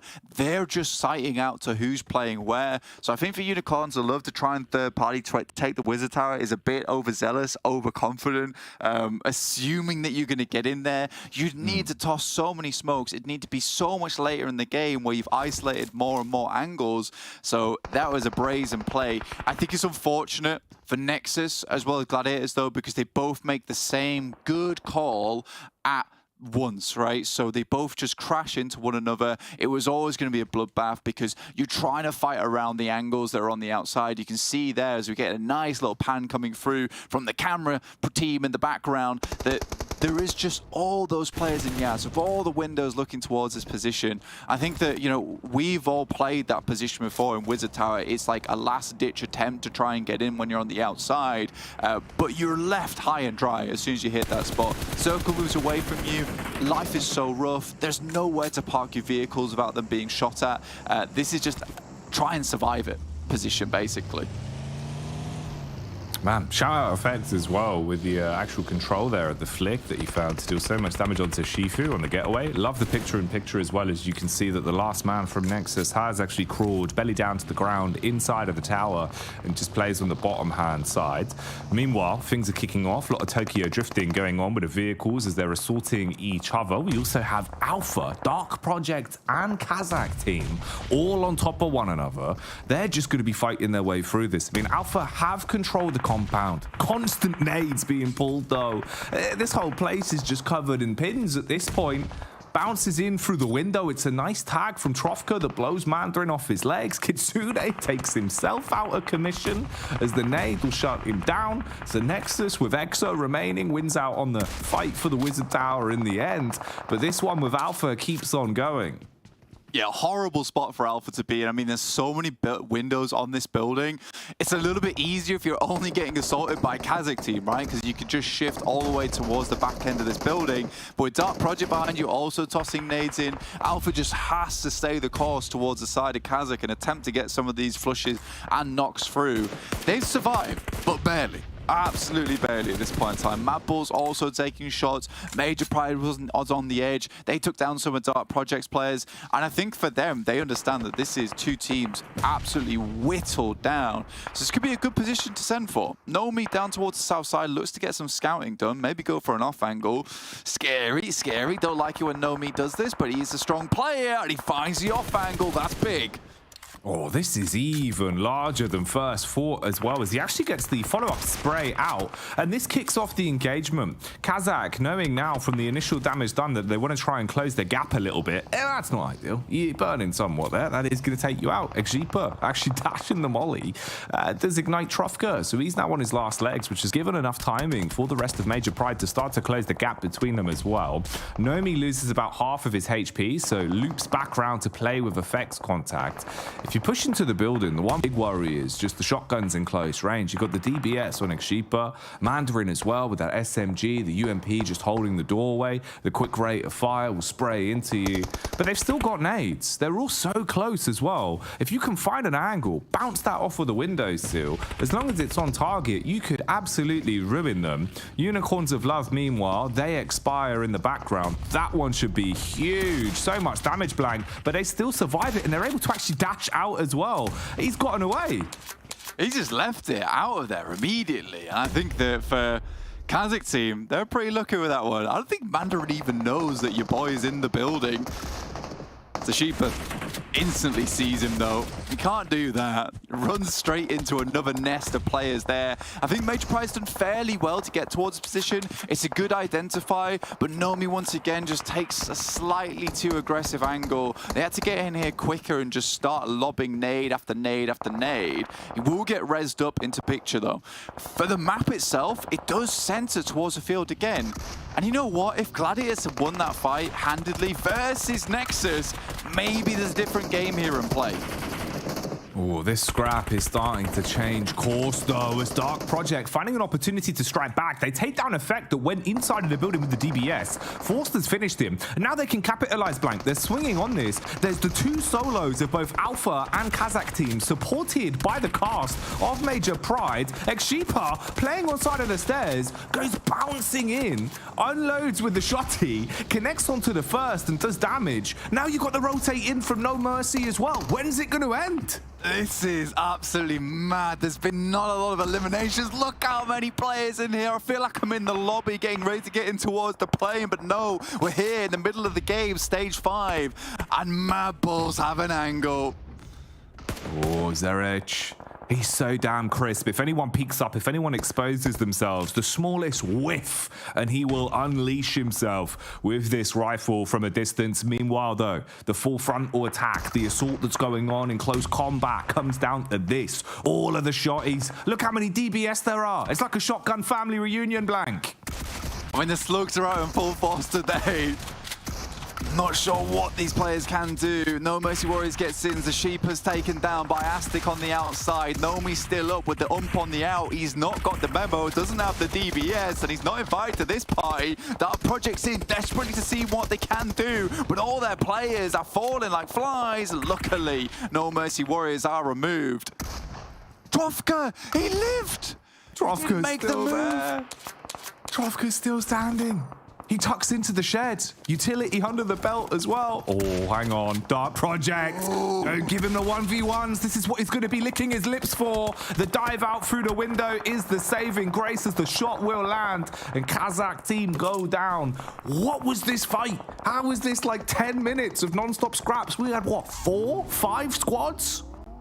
Mate, it's the fact that it kept that compound in for so damn long, dude. It really was quite unacceptable. And so many teams were looking that way. And they saw the fighting. Zashipa, KASIK team, and Dark Project's engagement lasted so long that it just attracted members of the party just looking for a little bit more. Footsmall on the outside, now looking to go big mode, does find the rest of Shockwave and can sit himself into the Wizard Tower. Hopefully keep himself safe for a little bit longer. Heads towards the toll booth. Requests just a little bit of peace. Nexo comes through. Look, man, PERMITTA has to take this Wizard Tower. I think they assume that there is 4 players in it, though, with the amount of vehicles that landed on that position. Unbeknownst to them, it's just one guy. Finally, Athis makes the move, looks to scout it out. If they take this and the circle keeps moving down towards the south side, that's a winning spot, Jackie. It could be gargantuan for them. Really, it just goes down to how annoying can EXO be? How much can he force out when it comes to defending that angle and keeping himself alive? And when will they opt to actually go for it as well? Meanwhile, tuning back in with Dark Project now. One of the first few teams we saw put any sort of damage downrange towards this compound. They go on to actually survive through the whole bloody affair and walk away with it being their territory. Now effectively forced out as they start to gather the vehicles, probably pick clean all of the death boxes that were in there as well, because you should be absolutely armed to the teeth. There was so many squads that went down, you shouldn't have to worry about looting again. So that's one thing taken out for them. Dark Project, though, just eating damage. MADBULLS, they start to instigate this one. They clean up the gap. You send Tulika in straight away. Man's just spamming in from the side. Ooh, they jumped in the vehicle and they're trying to get away, but they're just eating bullets. Fleek finishing them. Tulika supporting as well. For Dark Project, it went from bad to better, but now it's ended at worst. I mean, for MADBULLS, this has just been a pretty easy game. Just sit up towards that north side, listen to the ruckus over there, ask them, request them, plead them to turn down the music. And finally, they've had enough of it. It's 2 AM. They move across and they take down the party goers. Tulika, though, will get shot out by Folly. And in comes the rest of MADBULLS. Are they expecting this? I don't think so. PERMITTA gets ripped to pieces. Temps down. Come on, PERMITTA. Oh, mate, they did not have a permit for that one. MADBULLS! The Bulls are on parade right now. They're just taking every fight, roaming in with the vehicles and looking to just utilize the fact they've got so much gun skill in these sort of moments where they can thrive in the chaos. And they get themselves back up as well. They have cover to actually slow this one down at least and completely reset from the fight. So you can heal up. You've still got firepower. This is genius, mate. I love to see the change of pace. It felt like for a little while over the car, you know, over yesterday, coming into today as well. MADBULLS on occasion didn't really look like themselves. They were playing a little bit slow. I love the fact we're seeing them go back to playing the aggressive pushes. It's great. Yeah, honestly, MADBULLS definitely needed a bit of that. The fact that they come straight in with that play, make it happen too, is kind of astonishing. EXO has had quite an influence in the lobby as well. He's been doing damage where he can, and I think the difficulty for so many teams looking at this position is they just, like I said before, they expect more players to be here, and he's had a presence within the circle. He's not just been laying down and taking these players, getting nice and close. So finally, MADBULLS move up with the nades. EXO's got one of his own. Remember, there's a lot of death crates over towards this area, so he should be stacked on loot. Nade goes through over towards the side, looking for that peek and the push. He's living. He's still up right now. That is a dangerous spot to jump out to, and Zerich will find him on the off. He's always been fantastic at that. Didn't you? Yeah, I did, yeah. Oh, mate. How is he so crisp, Blank? Watching Zerich play is just always so outrageous, because even if it feels like he should be maybe like second, third contact, he just hits these flicks all the time. The guy is just crazy. Sets himself up beautifully for these angles. It's really, really nice. The MUERTE have been sat towards that northern side. I predicted PERMITTA because I thought they would take where MADBULLS is right now. I thought they wouldn't be scared of EXO. I was wrong. It's not the first time they've been taken down by 1 or 2 players as a four-man squad. So maybe that's on me, bro. Maybe that's on me. I did ask for luck in the chat, but yeah, my bad, my bad. It's okay. It's okay to have faith in PERMITTA. You know, it's just a shame at the minute. It just ain't happening. They ain't hitting them. Ooh, this isn't ideal, though, for my prediction, with the MUERTE starting to instigate a fight that potentially they won't be walking away from.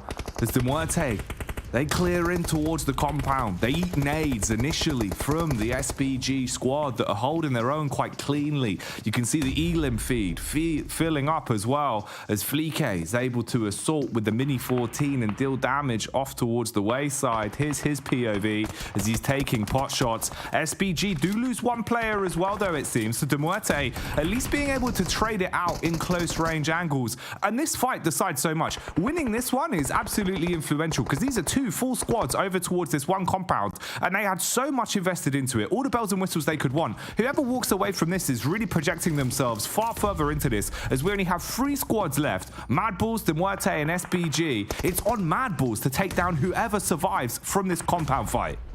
I like this from Frozen, dude. He gets up close and personal. It's unlikely that teams are going to able to get out from this building, but if they do, they don't want full force squads, so they're happy to play 3v whatever, but Frozen's in here just to cause carnage. TUNA gets a nice peek as they jump out of the building. Frozen does go down. They've just ripped themselves to shreds, and MADBULLS looking to finish.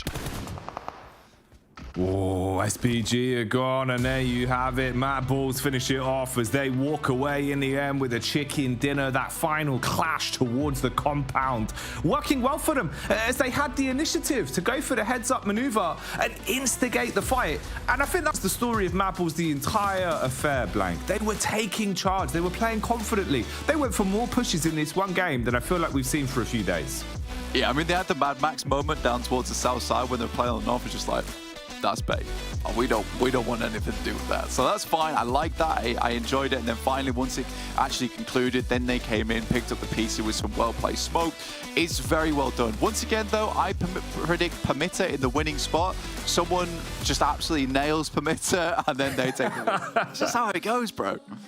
Sometimes you just get sprayed down by Zerich. It's just the way the cookie crumbles. So let's get back over to the desk and dissect this one. The desk is back, and so are the MADBULLS, because the way that they made that work out in their favor, the aggression, just sending it to every single team that was in their way. Beautiful. I had concerns about how they were going to approach the field ending, considering that from coming in from the west side is difficult, super difficult. There's not really any cover to work with. However, they rotate south, they deal with PERMITTA as to be expected, and then are able to take the Wizard Tower the way they do. So very good by MADBULLS. It was really their only decent option, and they identified that very quickly and were able to exploit it. Yeah, absolutely. And that gives them 15 elimination points on top of their 10 placement points. So they're sitting nice and pretty at a total of 25. SBG, however, this is the second day of phase 2. And again, they are sitting on a podium finish. They are showing a bit more consistency, a little bit more signs of life. So when we're looking at the SBG side, considering that was your prediction as well, Kalaris, what was looking so good for them to give you the confidence in them, besides yesterday's performance? So it's a little bit of a gamble, right? Because if, for example, that corner of Yasnaya is still in, and then all of the teams in the fields are funneled towards that with the circle kind of favoring that corner of Yasnaya, it's an easy win. Like, you're able to... The teams in the fields have no cover to work with, bar a few hay bales here and there, which you can kind of... You're almost in nade range of it anyway. Then technically, yes, you have MUERTE, and I think also TUNA that could have eventually tried to crunch down on that corner, which we did actually see occur because the circle had moved away from that Yaz corner. But if they do get that Yaz corner, because they were set up there very early, then they would get the win. But it's not to be for the circle. Yeah, it didn't really work out that way. We're looking at MADBULLS, though. Individual performances on top from Zerich, Flique, and Tolika. 5, 5, and 4 elims each. That's a huge contribution to the team. I mean... Wow, maybe not as much as we've seen from game 1, where players were getting close to 1,000 damage, but still 600 damage plus for every single one of their players. Yeah. That is crazy. That's the thing that really sets them apart from a lot of the teams. It's that every single one of them is able to contribute significant impacts and significant damage on the battlegrounds as a whole. And you see it exemplified here by the spread of damage, the spread of eliminations that come along. Also, I mean, they're able to mop up what was the most ridiculous long-form compound fight I think may have ever seen in PMPL EU. I get it. I get why everyone was there. I really do, because it's a strong spot to like launch your campaign into those fields eventually, or at least one of the last bastions of hope that isn't just a field position. But yeah, then it's spheric damage. Everyone gets eliminated. Yeah, it was a little bit of an oopsie, but MUERTE and SBG there, when we're looking at how they have performed, MUERTE was also predicted by one of the casters. I think it was Jackie, if I remember correctly, but 900 damage themselves. SBG with 2,308, runner-up to MADBULLS. They have had a really good game themselves. And we had a question coming into this battleground specifically. We're like, okay, Titan as well as VIRTUS.PRO are not playing. What can we expect? I guess the answer is you can expect MADBULLS, and this time around also SBG. Not sure if that's going to be the theme moving forward for SBG, but I'm really happy to see how they have been performing yesterday and today. It feels like they found their form, they found their way of approaching things, and just all in all looking much more solid than phase 1 of Fall. Yeah, and let's take a look back at the highlights as well. What you're saying about, Titan and VIRTUS.PRO not being in the lobby and how that was going to potentially affect things, the way it does affect things is it allows teams to have a little bit more wiggle room with how they're going to split early in the early game and try to make those rotates. Blank was talking about it during the cast, and I was kind of like shifting him in the direction of it. MUERTE's split was very smart for phase 1 and phases 2, because you've got one in Nolene, one up in Stalber, 2 down on the east side of Yasnaya. It's a huge, insane split that if you get caught off guard, you're going to be punished very rapidly, very quickly. But because they're able to peacock a little bit, kind of show their presence, and then eventually regroup, it negates the damage to a team that a potential river going through all the way through the middle of the circle will actually inflict upon a team, because then they can try and get themselves in a better position. You can see them there in Yasnaya at the very end here, getting themselves towards the late game, but it's not to be the win because circle goes into the fields. Yeah, it's an interesting one indeed. But I think as well another team that we kind of highlighted earlier today was Gladiators and how they have been performing, or maybe not so much. And this game specifically, you don't have your Titans, you don't have your VIRTUS.PRO to be going up against, but still Gladiators end up with a total of 1 point. And it feels like something is not clicking for them at the moment. There's... How do I describe it? There is moments where they know where they need to be, but maybe they're there a little bit too early, or maybe too late, depending on how you actually look at the NEXUS and Gladiators' arrival at the Wizard Tower, for example, right? Yeah. That position, Blank broke it down great, is that once you're in there, you're in there. There's no getting out of there, because, as Blank mentioned in the cast, your vehicles are all going to be shot out. There's no cover for them whatsoever. But technically, in a circle like this, it's an insane location. So Gladiators very early on realize, okay, we need a field location. Where's it going to be? Let's try and go to that Wizard Tower. And yeah, unfortunately, it's just too early for them. Yeah, we're looking as well here at phase 1 average against phase 2 average so far, and we can tell that from the last few days from Gladiators, it has been a bit more of a dip. So hoping myself that this is just a one-time or a 2-day occurrence rather than the entirety of the phase. But again, it's something that a reminder that if you don't hit the ground running, you don't get the points early on, you don't have that cushion, whereas the rest is continuously climbing further and further. So it is a scary situation to be in, and just the overalls are also going to further highlight that. When we're looking at the first place, wish for the overall should be MADBULLS after that game. But Titan has only played 5 games, so they can catch up. It's a 1 point. Yeah, definitely so. So there will be a big scrap up towards the top. And just what you were saying about Gladiators to finish things off here about them, I do think maybe there's a little more hesitation about some of their plays so far this phase compared to maybe some of the more quicker decision making that they were making in the previous phase. So I don't know. We'll see as time goes on here. But yeah, good to see MADBULLS being able to wrestle back that top spot. But as you say, with the game in hand for Titan and even VIRTUS.PRO, there's still potential for shifts there. Absolutely, but also a really big gap between MADBULLS and then looking at 8th place NEXUS Gaming. It's 40 points in total. So as much as we're saying that it's day 1, it's day 2, again, 40 points. Realistically, how many games do you need to play to close it out? And if you're getting X amount of points per game, is MADBULLS playing slower? Are Titans playing slower? Are VIRTUS.PRO playing slower? Will that allow you to catch up? probably not, because these teams have just, like you said it earlier today, Kalaris, not let their foot off the gas. No, definitely. We'll see going into Miramar now who's going to be able to keep their foot on the gas. Ooh, exactly, as we're going to be heading into Miramar indeed with Blank and Jackie. Hey, Miramar time, Blank. You excited, mate? You ready for this one? I was just having a look at the map really quickly. I was like, oh, Miramar, I do like it. It's just off to the left. Oh, good stuff, good stuff. Happy days. Yeah, I'm excited for Miramar. I think there's some strong teams on this map. I think it's one of those maps where you can get a little bit more done, a little bit more slower rotates overall, which is always nice to see. MADBULLS, though, reclaim their trophy up towards that top side. 73 points in first place at the moment. Titan Gaming behind them at 72. Obviously, that is with a game in hand, so Titans will be playing one more match than them today. But for MADBULLS just to shoot up towards the top side of the lobby just like that off the back of quite a big game in terms of eliminations, that is good to see. You were saying, you know, they're taking charge last game, and they certainly had to. It's one of those circles, one of those games where you just have to send it sometimes. They understood there's going to be a huge amount of teams trapped towards Yasnaya. We just have to send towards the south side, kill out team after team, and it was a dangerous as anything push over towards PERMITTA Esports.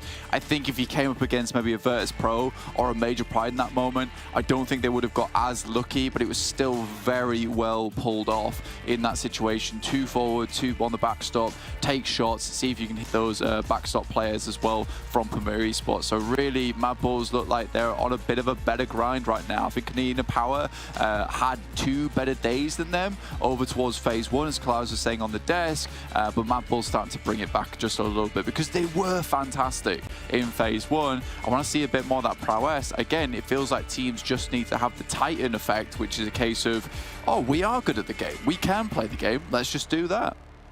Matt, it feels like sometimes that really is like all the disconnect that we're seeing, right? Where either teams are kind of a little bit too timid, or when they are going overly aggressive, it's just fragmented. But the minute you just get everyone kind of dialed into the same page of like, look, you know, worst thing we can do is fluff our lines on the play. At least if all 4 of us push together, we're going to be able to trade. We're going to be able to hit our shots. And once they start doing that, it just works wonders for them. And it looks an awful lot better for MADBULLS. We'll see if that's a sort of trend that will continue on here. One thing I also really am excited for is seeing VP on Miramar again. Historically, for me, it feels like VP on Miramar kind of do get like a 15% little buff. I don't know what it is, but they just feel like they're relatively comfortable here. Even for weight as well, it just seems like he gets into the groove a little bit earlier on Miramar. So maybe there's a chance there where VP can have an even better day than it looks like it was already going for them, because they've racked away a fair few points. You know, obviously you had the pick up at the end of the day yesterday, going into our opening game win here.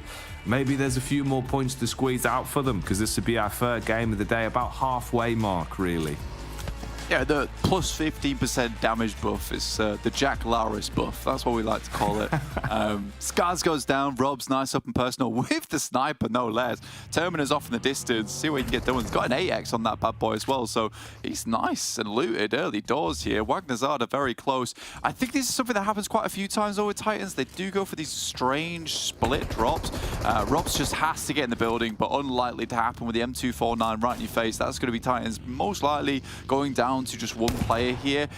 There seems to be a bit of miscommunication on that drop. I think personally, it's one of those things where you just have to stay together towards Graveyard. I don't think it's worth it getting this early information and trying to get some vehicles. It might just been a case that it was a double drop on top of the vehicles. Robs realizes a player with him has to take down 1 and leave immediately afterwards. So both teams down to 3 and 3, and with Shockwave up ahead of Titans, at least they know there's a route between a team that is slightly diminished as well, so they could take that 3v3 later on, and 1 point, nothing to scoff at. It will be fairly decent for you in the future.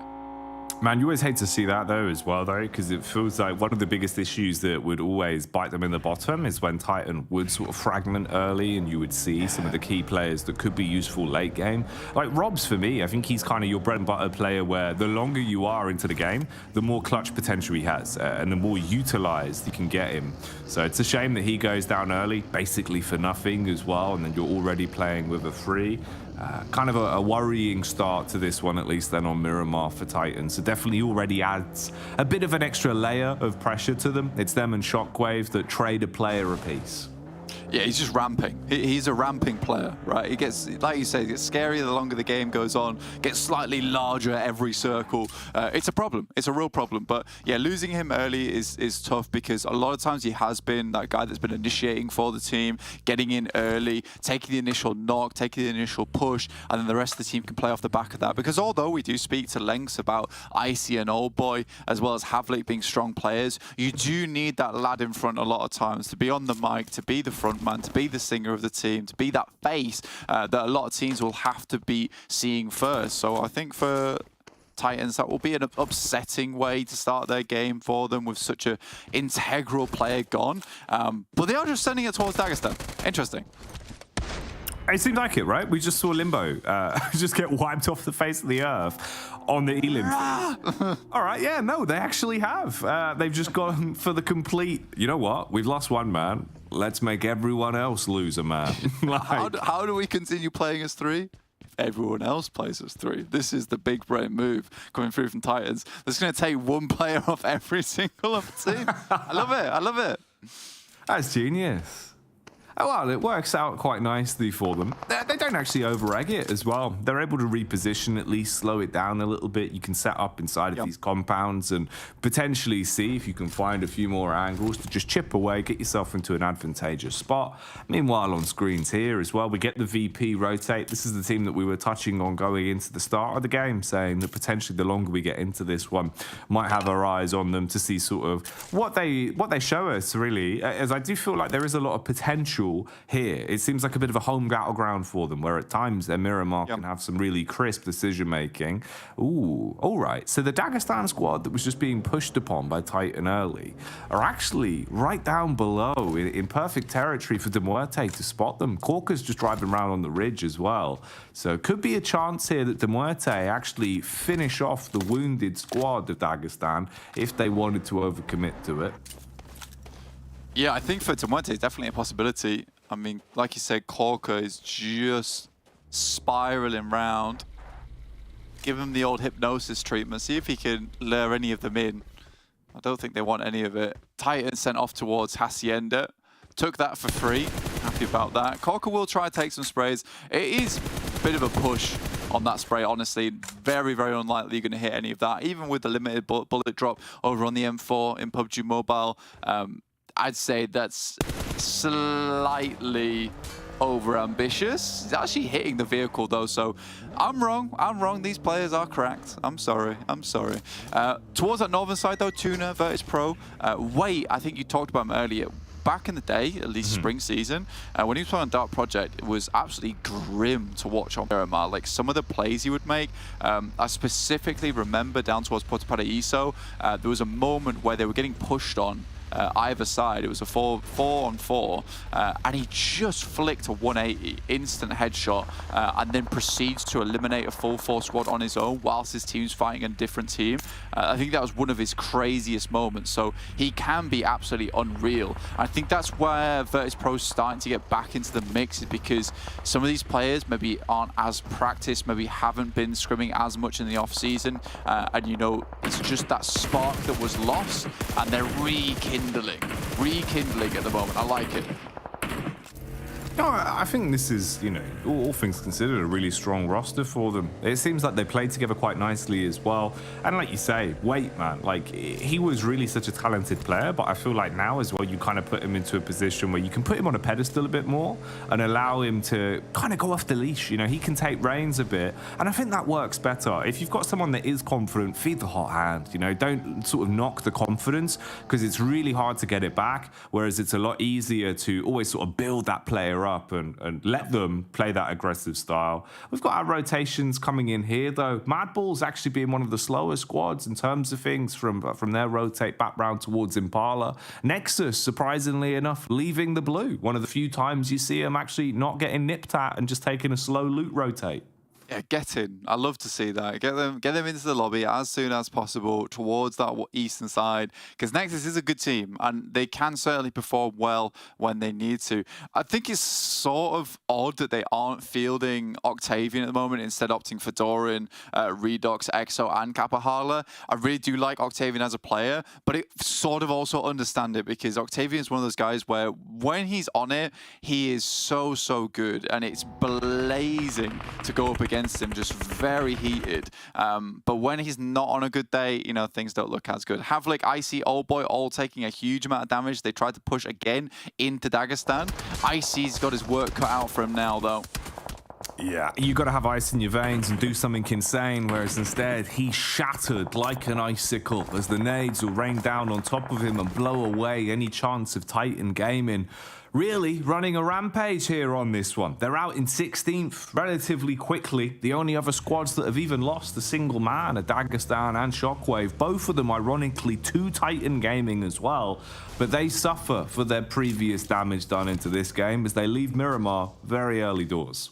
I think right now for MADBULLS, you're looking at the elimination feed. You've sort of memorized these players' names, the player numbers. You see that, right, Titans are out. You know, we're way more relaxed now coming into this game because they only got 2 points on it.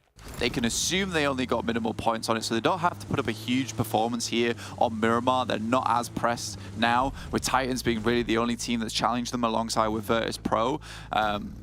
And that's their game in hand too. Technically, that is their game wasted, their profiting game over MADBULLS now out of the way. So for Titans, a little bit unfortunate. Maybe not finishing the day in first place unless we see another mad victory come through for them. Alpha off in the distance, very central right now around water treatment, playing some of the high ground positions. This is a difficult spot on the map to be playing. You know, we're heading up towards Oasis side. We centered back down towards water treatment. There's masses of elevation in this area that you can send up towards, but it is somewhat awkward sometimes, Jackie, where you send up towards one of these high grounds and you take a really good space to take shots down towards other players. Then you have to come off them, and I think that's the real difficulty. So teams are just figuring out where they want to play. I like Alpha's position towards the ridge side, looking up towards the northeast. They can control this spot nicely. And Dark Project, this is a very typical spot for them over on the western side, especially for Ivaneska, especially for this guy, because he loves to play the off angles towards the high ground if he can get there. Look at them all swarming their way back up. Man, I do like the fact as well, right? If we can see some of the sort of consistency we had from MADBULLS in the last game, this should be a prime opportunity for them to have some really interesting fights just by the sheer big names that we've got on top of one another. With Major Pride, Alpha, and also MUERTE all being so closely grouped alongside what remains of Dagestan and KONINA power as well. Zerich had advanced further forward early, and he'd be the one looking for the opening contact. The rest of the squad slowly moved down to assist him. Here's the rotate in from NEXUS as well. They were pushing out of the blue far earlier, and it felt like they should have been a little bit quicker than their usual play style. Instead, though, it seems like they've stuck to their guns and let this one slowly boil to a brim as they start to arrive. Flicking over here as well, you've got Dark Project with a whole close grouping of squads around them. No Mercy Warriors down towards the Gulch. VULGAR just off towards the wayside as well. So actually, a bit of a room for this one to potentially result in a couple of our squads being left in the dust at the end of the fight. Yeah, it's a difficult spot to be moving in here. Kapahala goes down to play zone, that's awkward. That's over towards that northern side. No Mercy Warriors right now taking it to task versus Dark Project, trying to get something done here. Aces is already down from Marlow, actually hitting some nice shots, and Aztec looks to send in. There's nades in hand, but Ivaneska needs to start figuring out how he wants to deal with this player, because sooner or later he's heading up straight to the door. He's not stopping. Spraying and hoping these bullets will connect to leave everyone else laid out on the deck. The nades thrown back from Dark Project as well. And they're being peppered from the rear. You can see just the damage ticking away as Dark Project have been able to send out the flank, and it's played off perfectly. You get the backstab onto them, completely cut them in half as well, and now you're split between two minds, trying to focus on the front angle and the rear. It's also Milky Way that's lurking back towards the rear end here. And it's actually a bit of a stalemate that you've got left to work with. Milky Way does actually take those pot shots across onto KASIK and downs him. Meanwhile, Nexus as well, with Eslo rotate, they seem to have run into TUNA and lost out. Major Pride have also been picked to pieces as MADBULLS go for their aggressive assault onto them. Nomi's got a reposition as they've already lost out one man and there's another one downed. Again, this is Major Pride to a fault, right, where they will try and take these splits moving in, try and take these different areas, but you can see how far everyone's away from each other. At this point, you kind of need to just death ball your way into a spot, just like MADBULLS just did here, where they get straight into position, they take a spot, take it away from a player. Major Pride just cannot respond. Aztec's still trying to take down the remaining players here from Dark Project. KASIK did go down, so this opened things up for them just to keep running through. He was sort of the saving grace there, Jackie. Where's this one gonna go? That's the big old question in terms of the grouping on this. Starting to fall back now for Dark Project as they realize it'd be easier to play a more defensive angle, especially with the DBS in the arsenal. Oh, they're looking to test it. We also wave goodbye to Major Pride as they've fully been taken out now. And Zerich, not content with stopping there, unloads a few more bullets back onto KONINA Power and seems to just be silencing them with support of Fleek as well. The high ground working wonders as they just pepper them from bullets from so far away. And KONINA Power have been whittled down to just Becca. Miles out of commission, trapped back over towards the pipes. Can't really do much there. Malloy as well, stuck into the thick of it with a flick across as he hits the shot.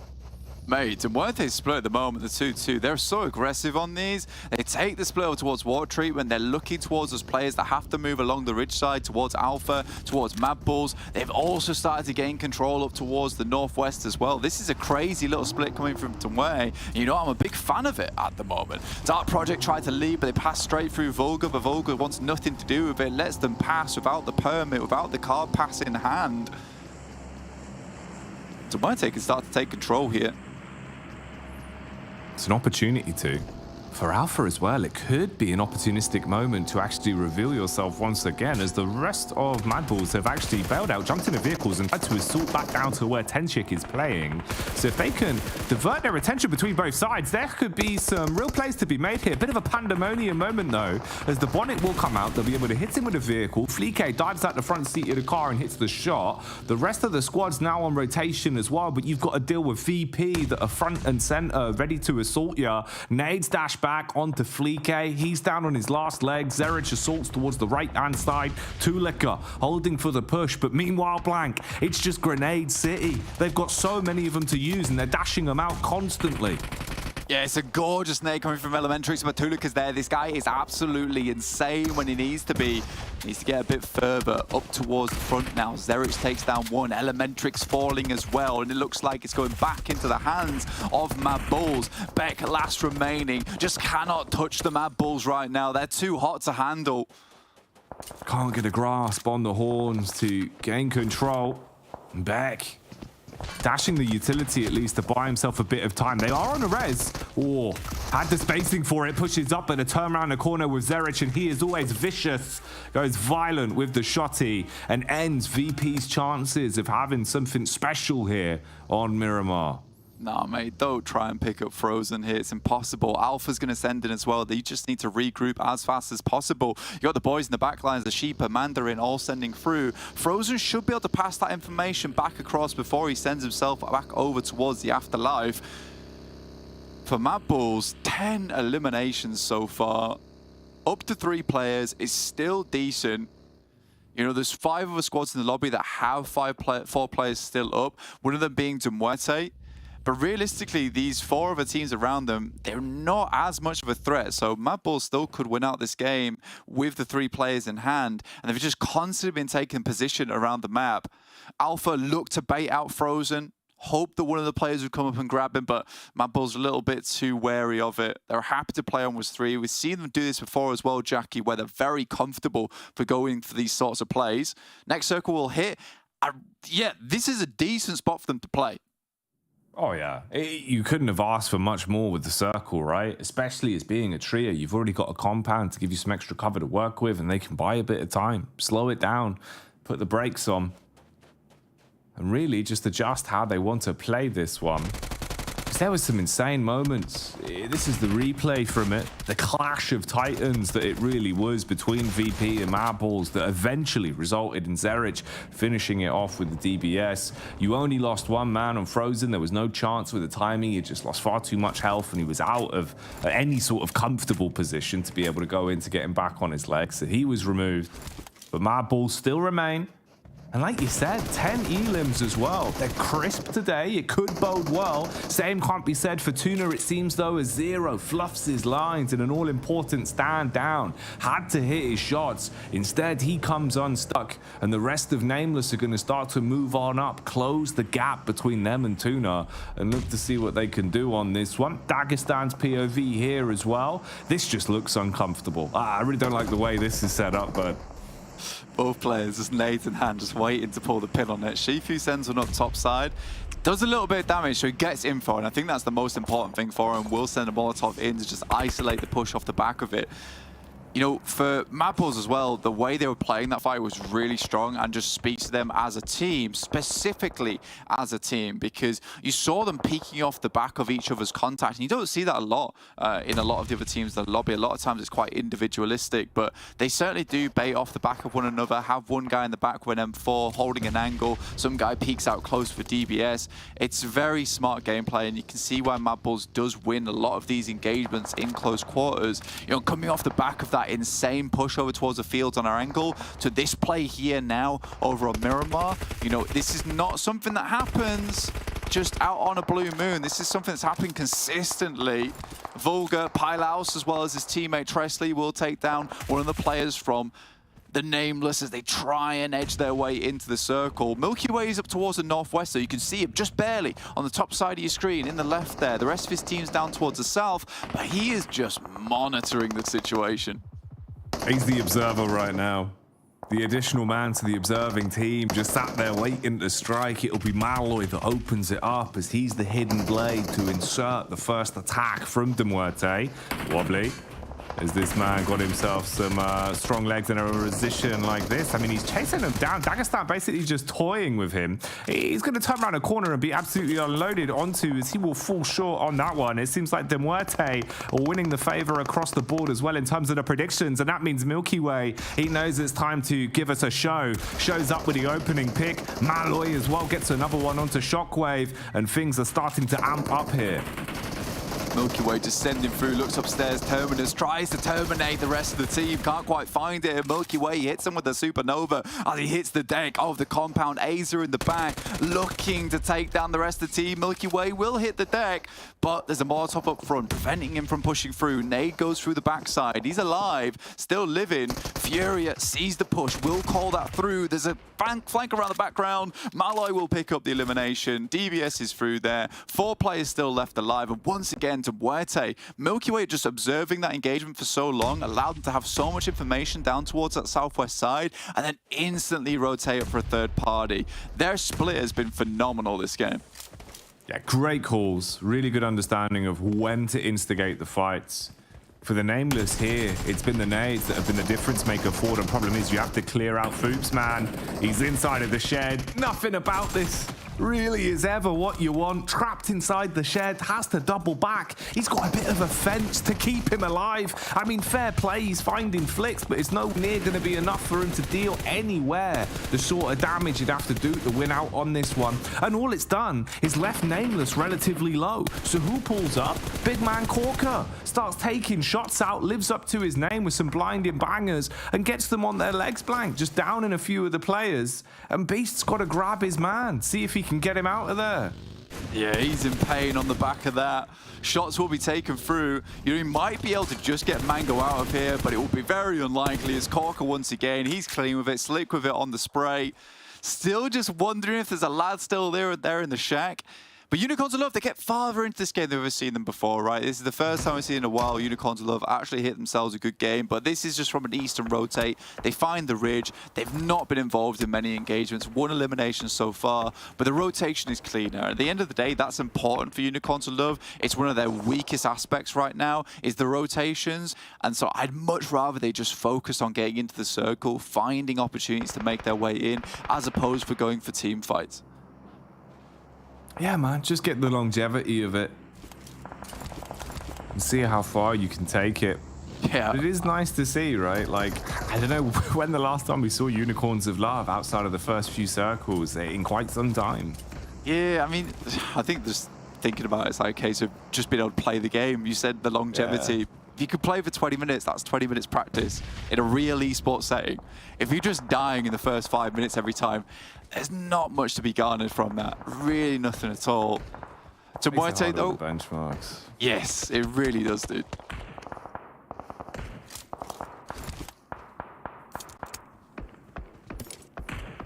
Getting themselves top back up here though, popping the stims. Meanwhile, switching on over, you can see here from the setup, right? I mean, Dagestan, they've basically just been scraping by on their belly for what feels like a good while now. They were actually able to win out control of this compound, at least, in the rigmarole that they were put through there. It's the MUERTE that are down towards the hillside.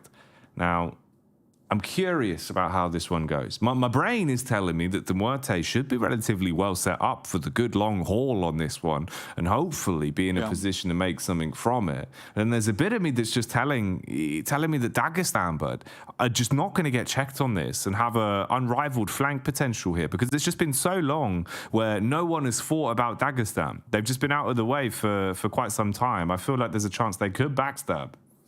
I think that the way I look at it, right, is that SHOCKWAVE was in that position before. They were holding the 2-2 split on that down towards Dagestan.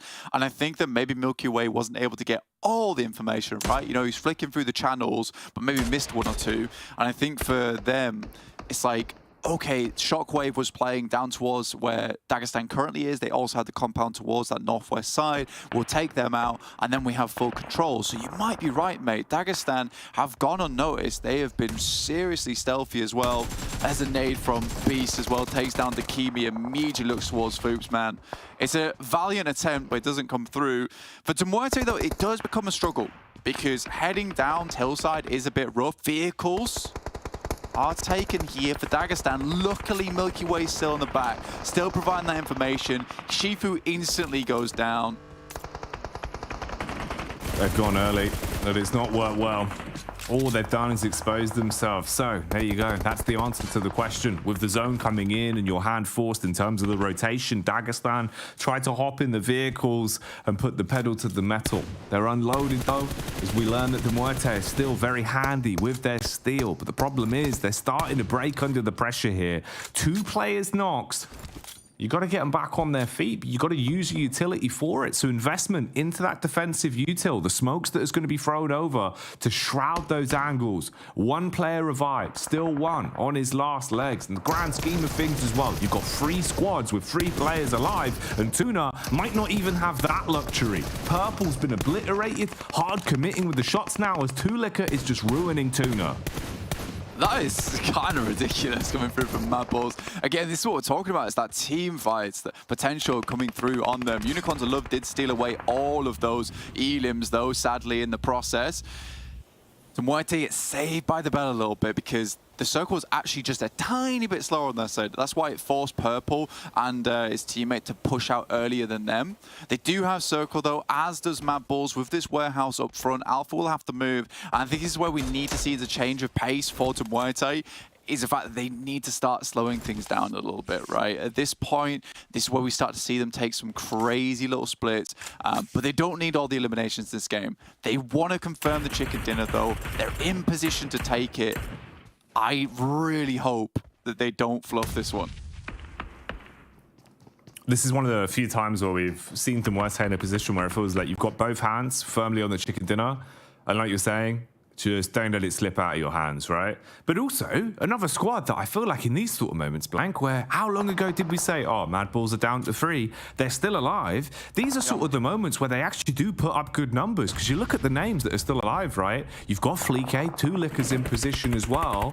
By no means is this really a MADBULLS that can't deal damage. There's always potential there. Here's the fight that we were looking for, though. Unicorns of Love and TUNA getting absolutely obliterated in terms of the damage down range. range. You're so fragmented here with one player knocked as well, and MUERTE will just light you up from the skies, throwing in nade after nade, dealing damage onto CJ, trapped behind the vehicle now. Rollkiss has at least got a bit further forward, but even then, I mean, there's nothing that you can really do with this. And they flip back. They actually get contact onto Alpha as well with a rotate, and Cork has taken down Xepa.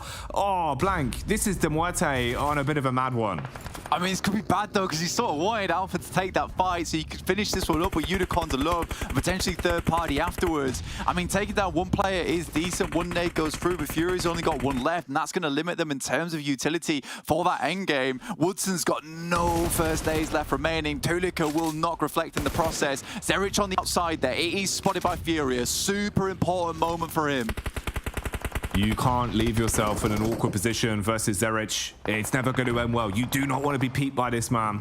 Don't give him the advantage. And Corker, trying to reposition, wants to take a smart angle into this one. Meanwhile, the last man from Alpha in Mandarin might be finished off soon. Just a smoke and a thin bit of sheet metal shrouding him from the two squads that are fighting tooth and nail to try and take control of the chicken dinner here. You got the compound though. Corker moves in. Bold push from him as Zerich makes his pass back across. Spots Fleeke on the side. Just about grazes him.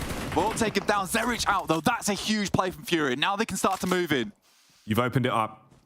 The can opener taking the top off, but you've got to keep the heat on. Furia taking bullets. Tulika being able to deal damage onto Milky Way. Downs him. Corker, meanwhile, cleans up towards the right-hand side. Shuts down the last man as Mandarin from Alpha is gone. Now you've got two split pushes that you can use together.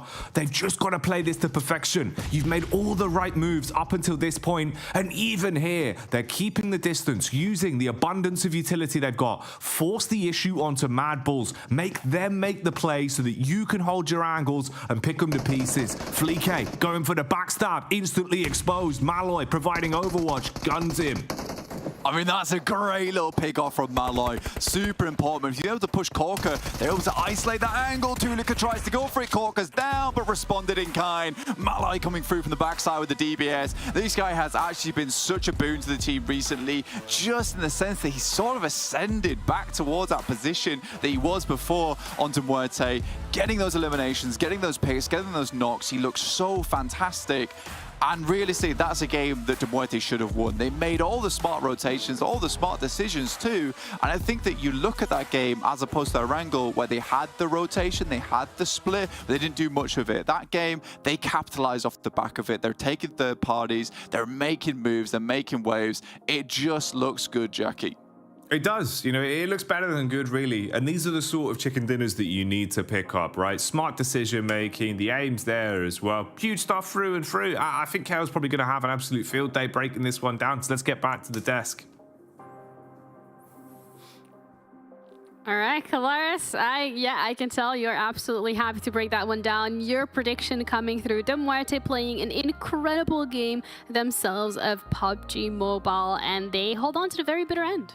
Yeah, it's brilliant edge play coming out from them here in this game. It shows that you don't always have to have the compounds. Admittedly, I'm impressed that MADBULLS were able to hold the 2-1 split across the warehouse and concretes that they did for as long as they did. Absolutely. But MUERTE's edge play was awesome. Firstly, identifying, technically, you could have stayed down in the south and eventually tried to push MADBULLS, and that could have been a position of vulnerability. But them identifying, hey, okay, we've got one up to the top. It was Milky Way. Let's make this rotate on that west side. Let's shut down Shockwave, which gives us a really good linchpin into the circle on some of the only remaining high ground that actually existed in this circle, as well as little checkpoints to move towards the center of a circle with the rocks, etc., and some plateaus on that high ground. So MUERTE, really good understanding of the terrain here, and 26 points well deserved. Absolutely. And then looking at MADBULLS as well, 17 points in total, 11 elims. They started off incredibly hot at this game, and maybe a couple of elims here and there taken away by Unicorns of Love. But again, those are the points that they really needed. 7 points for them. I think this is one of their best performances so far, which is really great to see. This is what we were talking about. We're like, we want to see Unicorns of Love have a spot into that late game, and they're able to do so. They get a couple of placement points, they get a few eliminations, and that's a good start. But the MUERTE as well showing up this time around, absolutely incredible. And Dagestan, maybe not the best performance that we thought we would be seeing, but still a good one. Titan Gaming though, I think they went out really early. Yeah, which gives a great opportunity for all of these teams to try and play that catch-up game, right? You brought up Unicorns Love, that's 7 points. That's almost as many points as they got all of yesterday. Awesome stuff. Had the circle gone east, and they didn't have to maybe cross that road, it could have been very different for them. Not to be the case here, though. But let's take a look. Korka and Zerich. Wow! The damage coming out from these two. That's unbelievable. Yeah, absolutely. I think we've seen entire squads pull out this much damage. So for individual players to be showing up today with over 1,000 damage is 6 eliminations for Korka, 3 for Zerich. That is no small feat, and it's a really great way to start off the day for both of these squads. And when you're looking at the damage pulled out, 3,000 plus for each one. Wow. Okay. Whew. That's extreme impact on the lobby here by both of these teams. And the cool thing about this is that both of them are playing opposite ends of the spectrum styles in this particular game. Again, MADBULLS, you know, they seize this compound. They're playing that central heavy play and just trying to hold out as many people coming their way as possible. MUERTE is on the absolute warpath on this west side. You can see I'm a bit too excited. On the absolute warpath on this west side of this circle, moving from team to team. The position that Korka was able to take on some of these long-range angles on these teams that are down in the kind of valley area, brilliant stuff. He played a Korka of a game. Never mind he's Korka. That was what a treat to watch. That was incredible. And just to further put into perspective how big of an impact these two teams had on the entirety of the lobby, comparing both of their damages to third place Alpha with a mere 1,300. I mean, if that doesn't put into perspective what has happened this time around, then I don't know what else will. Maybe a couple of highlights here and there to just further emphasize on the fact that these two squads were gaming. Yeah, and I think, like, of course, yes, technically Shockwave loses one early here, but the way in which MUERTE pushed on the Shockwave compound, it was very much kind of shock and awe tactics. It's as if Shockwave, who was kind of slightly embroiled in a little bit of a long-range fight themselves against other teams, was a little bit shocked by the fact that their opponents came up on them so quickly. And that's the cool thing about MUERTE. They're able to get themselves in situations and finish those situations rapidly to be able to then move on to the next scenario, which is what you have to do here in PUBG Mobile. In a lot of these scenarios, you need to finish fights quickly, and that is what MUERTE does fantastically in some of these situations, which is cool because you then contrast that against what Blank was saying in some of those later moments in that game, where it was you need to slow things down. So they're able to adapt to the pace required in the lobby very well when there's not really much you have to do in the middle of this circle in terms of a fast, rapid pace. You just need to allow things to unfold, like, for example, Alpha trying to push onto MADBULLS and cause some confusion there towards the late game. Yeah, confusion has been caused. Predictions have been secured as well by you guys, so that is really great. Everyone going for the MUERTE. I thought MADBULLS, you know, had it in the back, starting off with double-digit eliminations, and still they managed to survive for quite a long time. Jackie also pointing it out quite early on in the lobby. They were down to 3 members, but still they managed to hold on, which does impact the overall standings because, again, the amount of elims that they have been able to secure, on top of the fact that they were already sitting on that first place and Titan having a little bit of a slower game, allows them to get so close to 100 points already, and we're just 2 games in. Yeah, honestly, like, when it comes to MADBULLS taking #1 spot here with 90 points, the cool thing about it is there's not really anything too flashy going on from them just yet here in phase 2, but they're just playing super stable PUBG Mobile. Like, the fact that they're able to dislodge this compound from their opponents and only have 1 casualty in the process. Who was there before? I'm trying to think who it was. It was...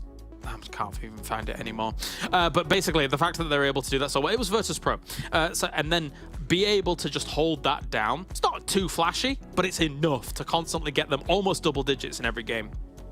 Yeah, that confidence as well from MADBULLS, we've seen a lot of it today, so that is a great sign for the roster as well. I mean, looking towards the lower end, Gladiators, Again, I think this was a slower game. They haven't actually played it, so they are going to be into the next one. Hopefully a little bit more of a step up. And PERMITTA Esports, this is actually an interesting one because I feel like PERMITTA specifically is one of the teams that every now and then does manage to kind of like creep in some of these top spots, and then sometimes they're very dormant and then sometimes they creep up and again. So it's like, you know, you never know what you're going to get.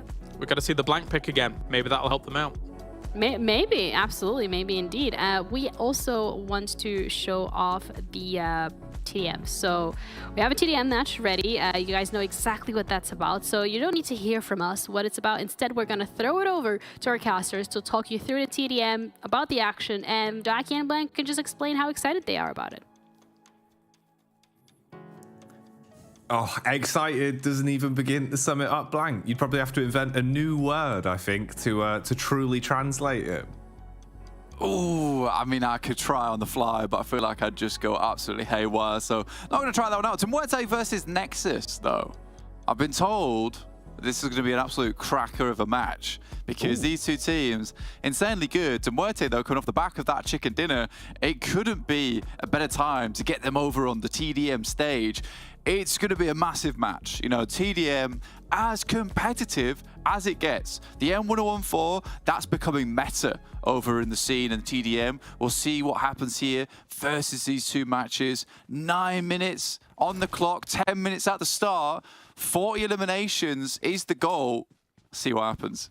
Yeah, let's find out. He's the blind. giants of NEXUS, mate, versus the behemoths of MUERTE, making them both look almost the same size. He has just blinded himself, didn't he?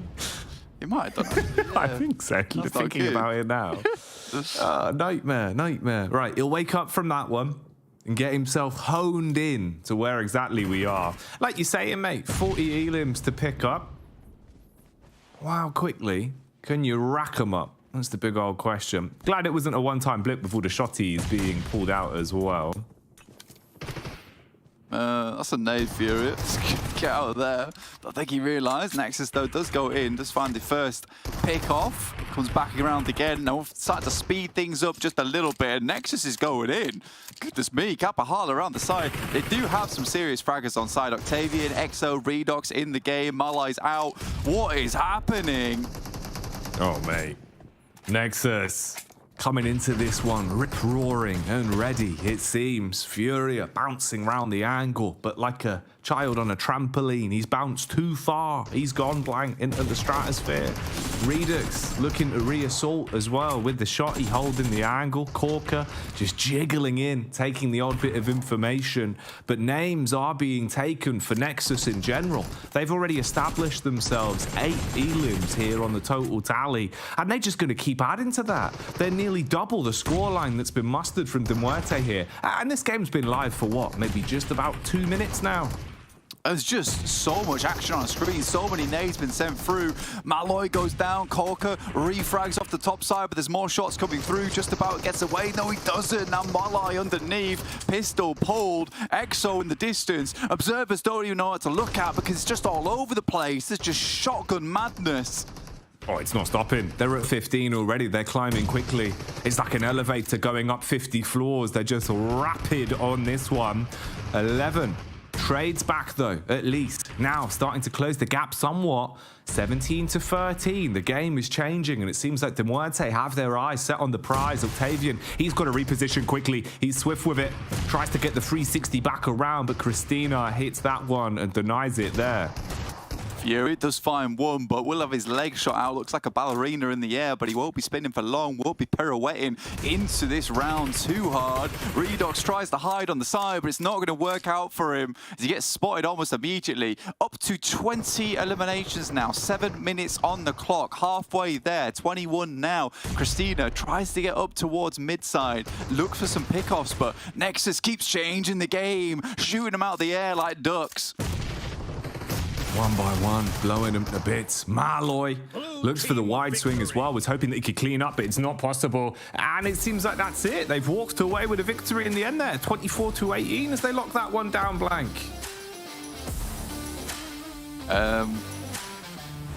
So why just quit? I'm not sure if they defaulted because I was a bit caught off guard. If I'm honest, it kind of was just over. Dinner's ready. Yeah, I guess you win. It's over. All right. Yeah, go get the chicken stroganoff. It's fair play. I get it. I get it. I don't know what happened there, but MUERTE, I guess either conceding or just allowing that one to be over. I've had NEXUS enough. Move on. It's making me sick. I can't handle it. I told you if we lose by 10, I'm out. I quit. I just frozen Chelsea on the floor. That's good. I like that. He's out the building. Fair play. But yeah, next match coming right at you. It is Sanhok straight away into this one. Beautiful stuff. Lovely to see. Sanhok definitely our favorite map. Hopefully we won't see any defaults here on this side. You can't forfeit in this game. The best you can do is a Unicorns of Love rotation. That's the best thing you can do. Oh, mate. Come on, Black. We've just had the disconnect. You can't start sprinkling the Unicorns of Love spice immediately on top. Give them a minute. To be fair, they did That's what I mean. They had a good game last map, Blank. And you're there just going, yeah, Unicorns of Love out first every game, aren't they? I'm sorry. Right. I'm sorry. I have said Good, multiple you should times in be. the past that like Unicorns of Love is a great team. I'm glad they're here. 100%. They're a wonderful org that really does support the PUBG mobile scene.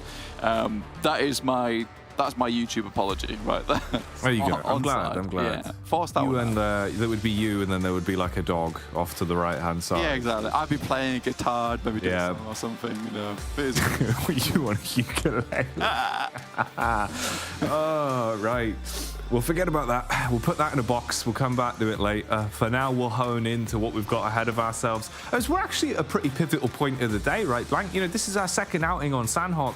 And I think what's interesting about that is just the sheer kind of difference in pace that we get in these Sanhok games, especially for game one as well. You know, it was a little bit different from your standard kettle of fish. So hopefully we get something sort of similar here as we go back into it. Meaning after this, we've only got Erangel left for the day as well. So these are our last two battlegrounds. Any chances to farm up points, they have to start here, and you've got to hope that you can run with a steady finish throughout the latter half of the day.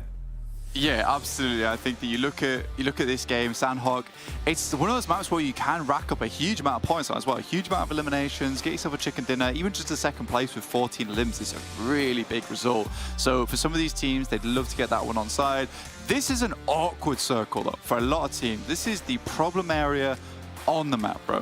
This is where a lot of teams get themselves caught up in engagements. They find themselves getting third-partied over and over and over, purely because we do have a huge amount of teams that saddle around this area of the map. You know, No Mercy Warriors up towards Quarry, holding down that position.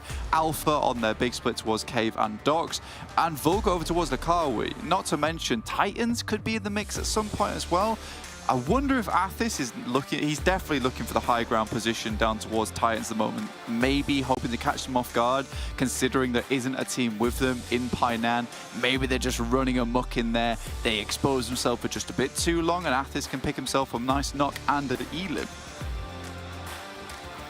I was also a bit worried for a similar sort of equation with watching Folly's position.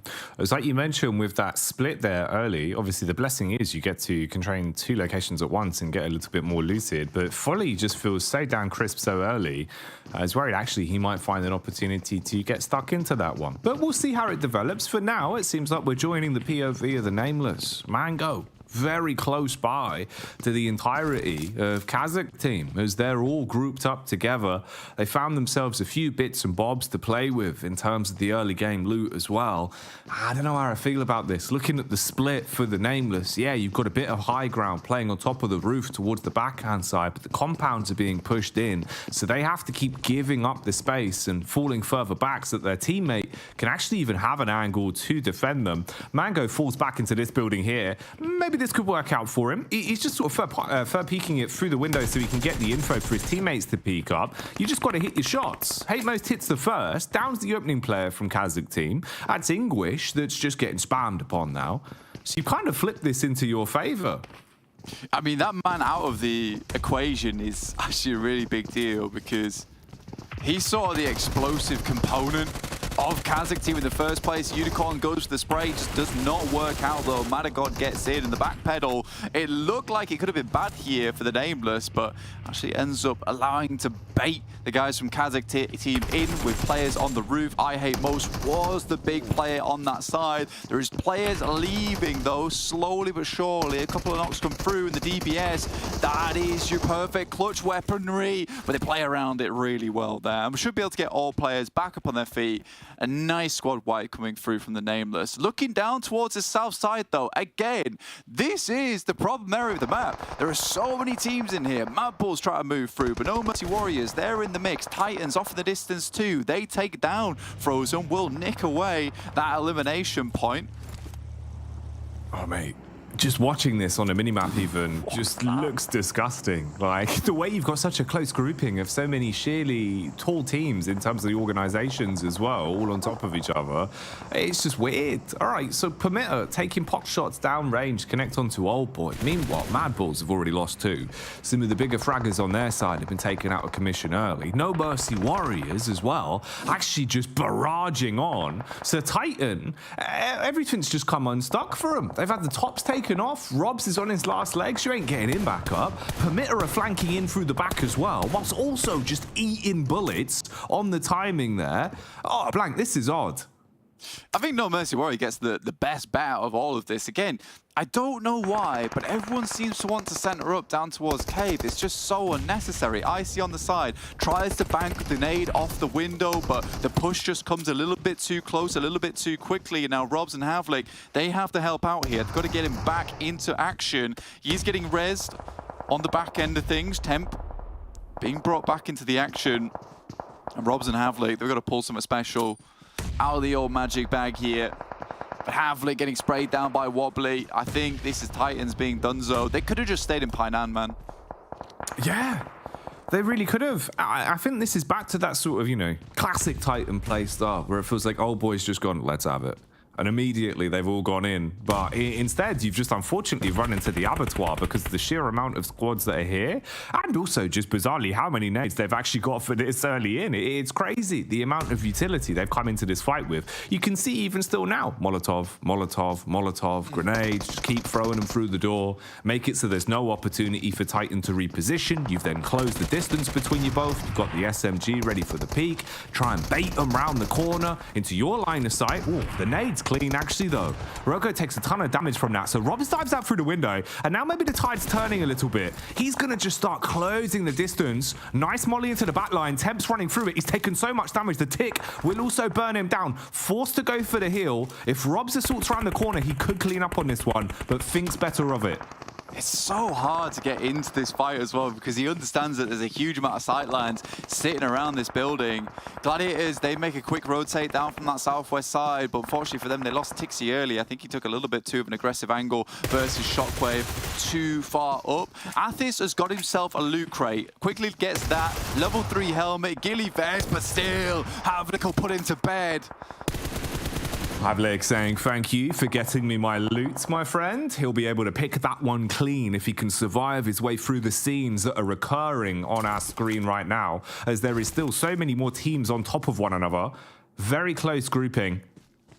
And at least a few seconds to try and find your breath, mate, because there's been no downtime on this one. Just constantly thrown into fight after fight. And it feels bizarre when you look at it here. Sure, there's a couple of eliminations squirreled away for Titan, with 3 of them to their name. But both Titan and MADBULLS, going into game 4 of the day, they're really going to be struggling. Even Gladiators have lost one of their players as well. And it feels like Gladiators, if I'm being honest with you, Blank, we haven't really said their name too much today.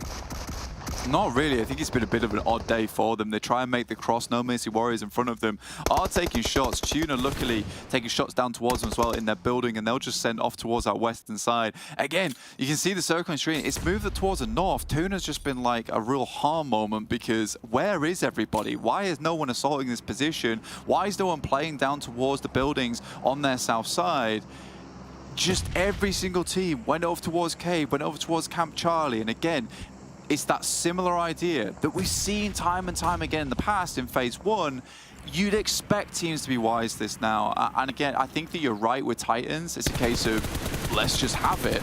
but this is one of the few areas on the map, and one of the few maps where on Sanhok, if you have Painan, you get a south shift in the circle, you stay Painan. It's normally what you'd expect to see. What? Ooh, okay. Man's got moves. That's outrageous. Just spinning on a dime. Turns on top of a penny there. As we're going to see Kapahala hitting the shots on that one and being able to absolutely obliterate Dark Project. That was a weird fight to join, but boy, we get to see something interesting. What a little chat, and this dude's like doing some dance moves over towards this side of the map. Is it a battleground or a dance floor? Yeah, dude, I'd be happy. I'd watch Kapahala on the old RGB disco lights. I'd be okay with that. Robs and Titan, as well as Havlik here, they're struggling. They're really struggling to get out. Aztec did get knocked though, but they're giving it back just as good as they're getting it. Level 3 helmet and vest here for Havlik will keep him going nice and steady for some time. Again, down to 13 teams, 45 players. That is a weird result in stage 2. For Havlik, though, it feels that you can know the game sense is on full display right here. He's got a great understanding of where exactly the Mercy Warriors are. Oh, a few bullets put down range as well. A bit of a peppering that's going to deal some damage to them. Luckily, they had a vehicle for the quick getaway. That was kind of your get out of jail free card, and you love to see the back pedal instantly just readjust around towards the compound. You needed cover. You couldn't afford to be a sitting duck in the open here. This is the previous engagement we had when PERMITTA thought they had the one up in the fight, finding themselves that loot crate early. But of course, Titan went in, cleaned up, and scavenged that away. That's why they have some of the extra bits to work with going into this. Rotation here as well for the Nameless as they're going to start making their move. A little bit slow on this one. Going to be swimming their way through. Yeah, played versus KASIK down towards Sami, right? And they did win their fight in that engagement. I think they hear just the cacophony of bullets happening off in the distance. They opt not to get involved. Again, Northwest shift. What was the point? Painan still in.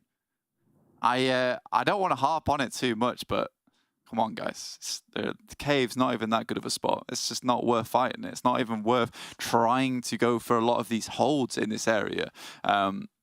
Painan would have given them an easy crossing over towards where Gladiators are currently playing. I think they're going to opt down towards this western compound. Could be smart, actually, considering the amount of people they heard on that south side. This is going to give them ideal amount of scouting towards the east, and also give them an opportunity to take down players coming in from that south edge as well. But they opt not to do it.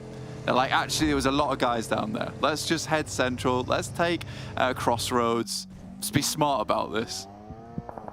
Yeah, like the P-Money classic. They've seen too many men. They don't like the look of that, so they'll be able to make an adjustment.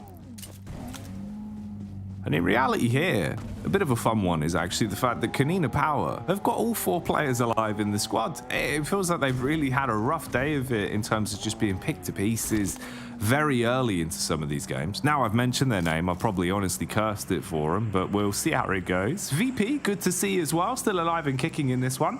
I haven't spoke about him too much over the course of this matchup, at least here on this battleground, but in terms of the play day as a whole, it's been nice. It really has been a good play day for them, so you'd hope there's at least more to be said for VP. Ooh. Okay. All right, smooth. Right, okay, so we got baited by the observers there. They were like, look, this suddenly died. He went for a full flip. But no, just the 2-wheeler. Respect. Yeah, just the one swan, actually. It's just the 2 wheels, actually. Oh, man. MADBULLS. Down towards the compound as well. Obviously, they lost Frozen and Zerich quite early into this one. And that hurts.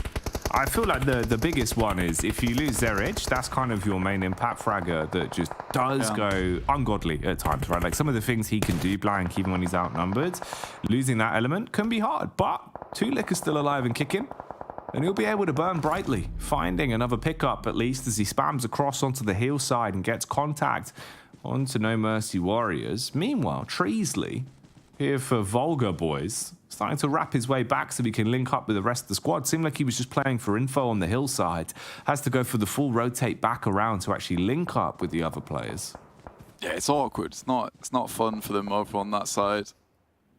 I mean, MADBULLS, like you said, Zerich is such a strong player in terms of taking those off angles. He's so accurate, and I think he really does change the way the game flows for MADBULLS a lot of times, in the sense that, you know, setting him up is fantastic, because you could just send Tulika in like the vicious chihuahua that he is, and then just play off the back of that a lot of times. So Zerich is fantastic for that. Astic sends a nade over the top, gets a little bit of damage. Tulika has to move up with the DBS, but there is this player behind him and wobbly, but we saw that his legs weren't all that strong earlier on, feeling a little bit weak.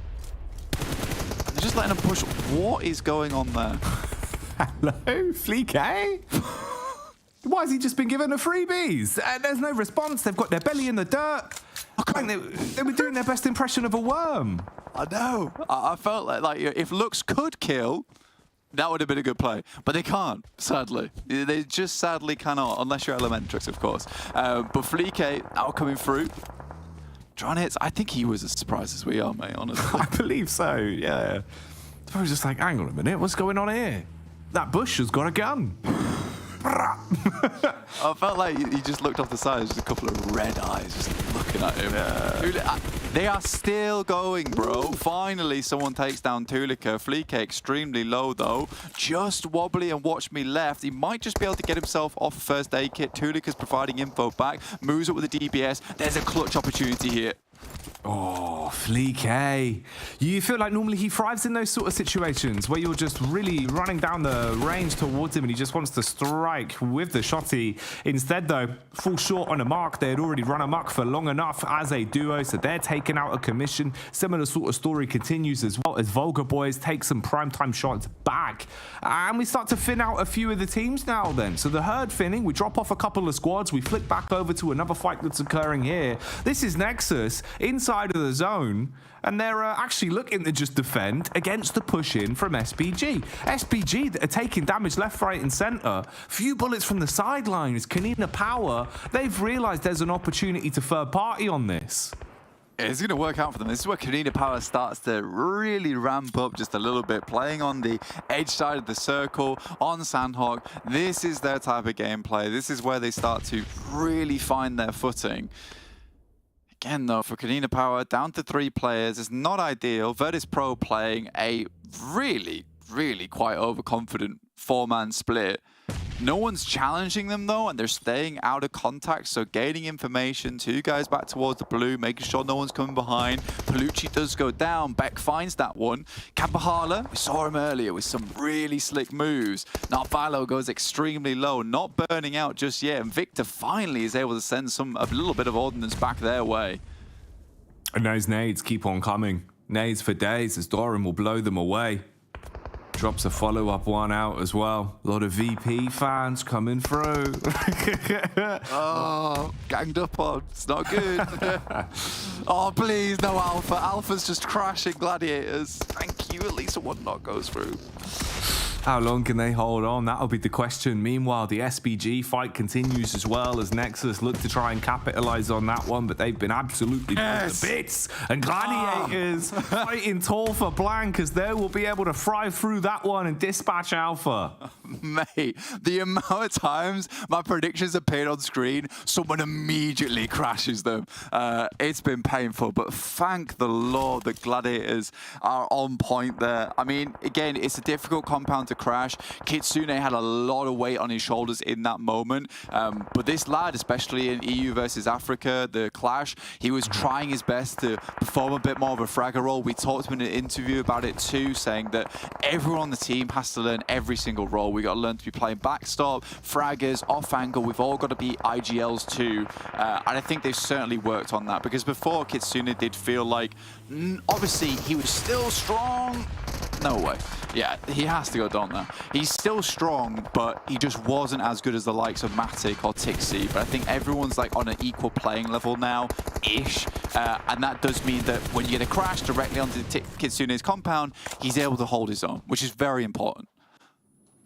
It bodes well for the development of the team, especially the longer we see them stick together and how far they can project themselves up the ladder of the global standings of PUBG Mobile Esports. KONINA power on this one, though. No chance to really gain too much glory from the position they're left in here on our 4th game of the day for week 3. And VP, they're starting to let it rip a little bit. They're hitting shots left, right, and center, getting stuck into the thick of the game. It seems like positionally they're in a great spot as well. The zone moving further in their favor and giving them some breathing room to play with. It looks like it's really sort of heads up between them and Gladiators positionally. But I do like the fact SBG, yeah, you're down to just one. Just Victor trapped behind the rock. But actually positioning-wise, he could be a little bit more of a thorn in your side longer. Potential for a backstab to develop on that one. TUNA spotted out as well as Matic just takes shots. Yeah, he's got bullets for days right now. 200 in the back pocket. I mean, the vehicles easily can get exploded. Victor's taking shots as well now. Ruda does go down to Shockwave. Unlikely they'll be able to get him up here unless he's back behind a ridge. Feels like he somewhat is. Tresley also off on the western side from VULGAR, trying to take some shots towards Shockwave, but they're moving away. Me, Victor's actually doing a huge amount of work towards TUNA. It feels like a lot of this is Gladiators, but I genuinely think a lot of what's going on right now is just Victor. Finally, he's taken out by Noshi, who's had enough. Man, it's crazy how much damage he did, though, with the rifle, and then also being able to just get the nades across as well. In between those fights, that's sheer shenanigans. But Matic, he's also got complete contact and understanding of where they are from this position. So he's just been putting bullets down range when given an opportunity. Now feeling a bit more confident, it seems, as he's going to start to push his way out. I like that from him. Spots Noshi as well, so the information on the rocks they're on. He's only got one nade. I think it would be maybe ambitious to go for this one, considering Zero can go for the instant tag. Luckily, Meku, he's on that angle. We'll find him. Now Gladiators have to regroup with the rest of the team. Yeah, they're done. Kitsune will pick him off there. He's had a good game so far as Kitsune. Really, really well done. So now we're into the end game right now. Beck's getting picked up. VIRTUS.PRO should be at 4 alongside with a 4 from Shockwave. And that circle is massively cruel. The best thing for Gladiators at the moment is the fact that they know that over towards that eastern side should be a little bit clearer. They might be able to move up between the hard cover there. But with Shockwave watching, yeah, their push out is difficult, man. So we had the VP knock, but that's been resolved. Bandages back up, get everyone alive and kicking, and see how you want to play this one. The final 4 then set ahead of us. Oh, big damage actually being translated already, and that's going to ruin things for VULGAR. It was an opportunity for Treasley, but as soon as he reveals himself, he's been absolutely now we're down to 3 teams, and Gladiators, well, they're getting picked to pieces, blank. Kitsune, he's just struggling to stay alive, tucked in behind the tree. VP are going all in on it, but there's an opportunity for Shockwave. They've realized they can assault back. Bullets down range onto Beck. Molotovs thrown out for VP as well. Round towards where GG are playing. This is going to be a scrappy one. There's going to be nothing clean about this finals fight. If Matic makes his way through here, it's going to be impressive. Actually just going to stand up and move through. You know, it's so important that Tresley took shots towards Shockwave and Gladiators instantly get the timing on it because they just move off the back of that. It's very, very smart. But Matic, his position's known. The guys from Gladiators should be going down. It will just be him remaining once again. Aza tries to move up, take the shots towards Elementrix, but he's just too slick with it right now. Aza somehow manages to make his way through whilst the res is going on in the background for VIRTUS.PRO. They desperately want 4 players up here, but Matic going sicko mode at the moment, helps take down Shockwave. He'll go out afterwards, but a second place is gorgeous. Oh, Matic, the madman, mowing them all down, but it was still too little, too late. I mean, a great way to steal away second at the very least, but first place, well, that prize goes the way of VP. VP, man, what a week already, blank. Week 3 seems to be the VIRTUS.PRO time. I know, 2 Sanhoks one day is kind of silly. I mean, that's 3, how many is that? 3 chicken dinners over 6 matches, I'm pretty sure. So very, very unacceptable behavior that we're seeing at the moment. It's really, really good stuff. I'm happy for the guys on VIRTUS.PRO. I think next game, potentially they do a little bit more. Overall, Gladiators, a much better performance from them, especially here on Sanhok. If they didn't lose Tixie early, potentially that's a completely different story, man. Yeah, definitely some key notes there, obviously, with Matic's heroics at the end as well. So we'll see. We'll see what the devs thought about that one as we'll head back on over and break down another VP win. Another VP win, and as Blank also put it, on Sanhok, they secure both of those battlegrounds today. What is going on? Because this was not the VP that we've seen in Phase 1. Something clicked. Yeah, dominating Sanhok. Very impressive stuff coming out from VIRTUS.PRO again. And to a degree, it's very similar an angle that they're coming in on this Sanhok to the other, the previous Sanhok as well here, playing from the north, moving down south here. Again, if Gladiators compound had become an extreme focal point of this game, then they probably get the win themselves here. But having to flex out from there makes it easy pickings for VIRTUS.PRO, even though I will say I've got to commend Gladiators for the way they moved out of that compound. Yeah. It's not, that's no easy feat in itself. And Matic just going crazy at the end against Shockwave, just putting the nail in the coffin for them.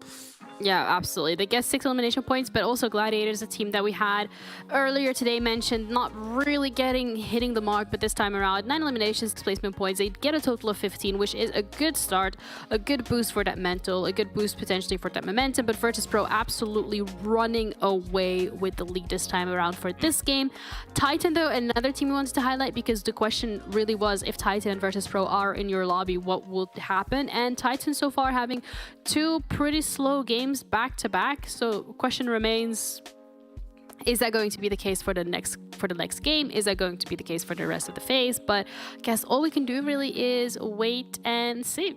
Yeah, it's sometimes these games happen like this, of course, and you know, you're not able to really gain too much traction on the board here. So for Titan, you know, not too concerned at all. They've shown what they're very capable of, and what they're capable of is disastrous for the other teams around them if they're able to get that ball rolling. So not too concerned here. Yeah, not too concerned indeed. And VIRTUS.PRO, I mean, they're absolutely cruising through it. They have 6 eliminations. Gladiators does come out on top in terms of the damage, the elims, and the assists, but still it's really those placement points as well that have such a big impact on how these teams are placed overall. So really great for both of these teams. I'm happy to see both of them here head to head. It's a slow win for VIRTUS.PRO here on this one, and it was a control-based win for them as well. Blank pointed out during the commentary that they were heavily kind of spread out in kind of a 1-1-1-1 box formation across a certain area there. And that just comes at the behest of all the other teams. They can't really kind of push into, I would say, most importantly, the west side of that box that they created, because you know, anybody kind of breaching into there would have taken them out. But look at this, man. Matic able to take that #1 spot, absolutely blasting in this game. Yeah, 5 elims to his name, which is absolutely incredible considering how many elims Gladiators was able to put on the board. A really great individual impact for Matic as well, and that's kind of what we wanted to see. Remember earlier the first game that we saw today on Sanhok where Gladiators was also playing. Matic was actually the first member to be going down, and if I remember correctly, that was the VIRTUS.PRO. So that not being the case does allow them to get pretty far into this game, get those elims on the board, get the points that they need as well from the placements. But all in all, great stuff from VIRTUS.PRO too. Yeah, it's a very common circle that we see here as we take a look at the highlights, and oftentimes that compound that Gladiator's in becomes the winning compound. It's not to be in this game though, here as we take a look at Titan, who were able to shoot at a lot of things early on, but you know, not really get themselves too far in the game. I do want to point out, and I don't know if this is going to be in the highlights here, Ginny, but something that we talked about for some of the teams that are kind of languishing towards the bottom a little bit, it's like a lack of utility and a lack of use of utility. I noticed that Anoshi on TUNA had 444 5.62 bullets in reserve. Or 5.56 bullets in reserve, right? In those situations, you don't have any room in your bags to be able to carry smokes, lethal utility and things like that. If TUNA had a few smokes here and there, they could have been a real hindrance for Gladiators on the south side, but they just had no way of being able to transition into the circle against it. And again, this final moments for Matic, fantastic. But I do think some of these teams towards the bottom could have been a lot more of a problem against some of the teams up towards the top, using that kind of methodology. Yeah, using that utility. I think utility as well yesterday was playing quite a big part in terms of closing out some of the games. Just the lack of utility no longer being available, it's being used early on, or as you pointed out yourself, not having the opportunity to be able to carry the utility that you need. Whereas when you're going up against more experienced teams that are very much used to getting that late into the game, like your MADBULLS, like your Titans, they have it all in reserve. They're ready. Just bring on the action and they can take you down.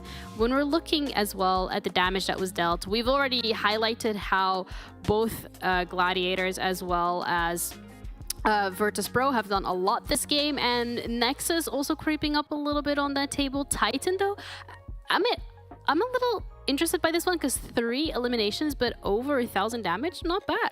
Yeah, they were blasting still for a Sanhok, right? And it's just unfortunate for them that eventually they get crunched down on by some shots coming in from the west side from Gladiators, and eventually TUNA moves up north and actually takes them out up top of that road. Not without their own kind of knocks here and there, but TUNA did pretty well on that transition to deal with Titan. So again, you know, I'm being harsh on TUNA because I identified that, you know, one particular player didn't have utility on their side, but I don't know the full information. We're not constantly always watching them. There could have been a moment where they just didn't find smokes. They could have used it all to try and transition against Titan. So there's a few things we have to take into account here.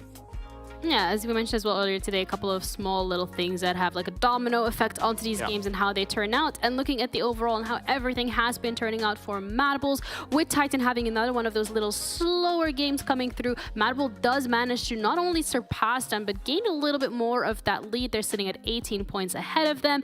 VIRTUS.PRO just 2 points behind Titan Gaming. I think this is no, not I think. I know for a fact this is the highest we've seen them play throughout the entirety of Fall.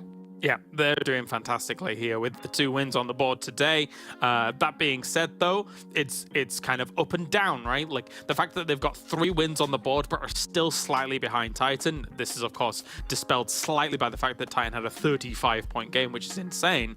But there's still a little bit of room for them to be able to bump up there against that. So it's all evened out as a whole, with Titan and VIRTUS.PRO being slightly behind MADBULLS, considering MADBULLS has now played all their 8 games across the 2 days. These teams still have a game in hand, so let's see if they can rise up to the MADBULLS occasion. Yeah, absolutely. That is going to be the question that needs to be answered. And Erangel will be the battleground of choice going into that next one. And in terms of Erangel, the teams that we can be expecting to really show up and that have done so historically are going to be your MADBULLS, your Gladiators, NEXUS, VULGAR boys as well into the mix, as well as Titan. So this is going to be quite an interesting one to see how it will be played out, because it's always those top few teams that come out with the damage.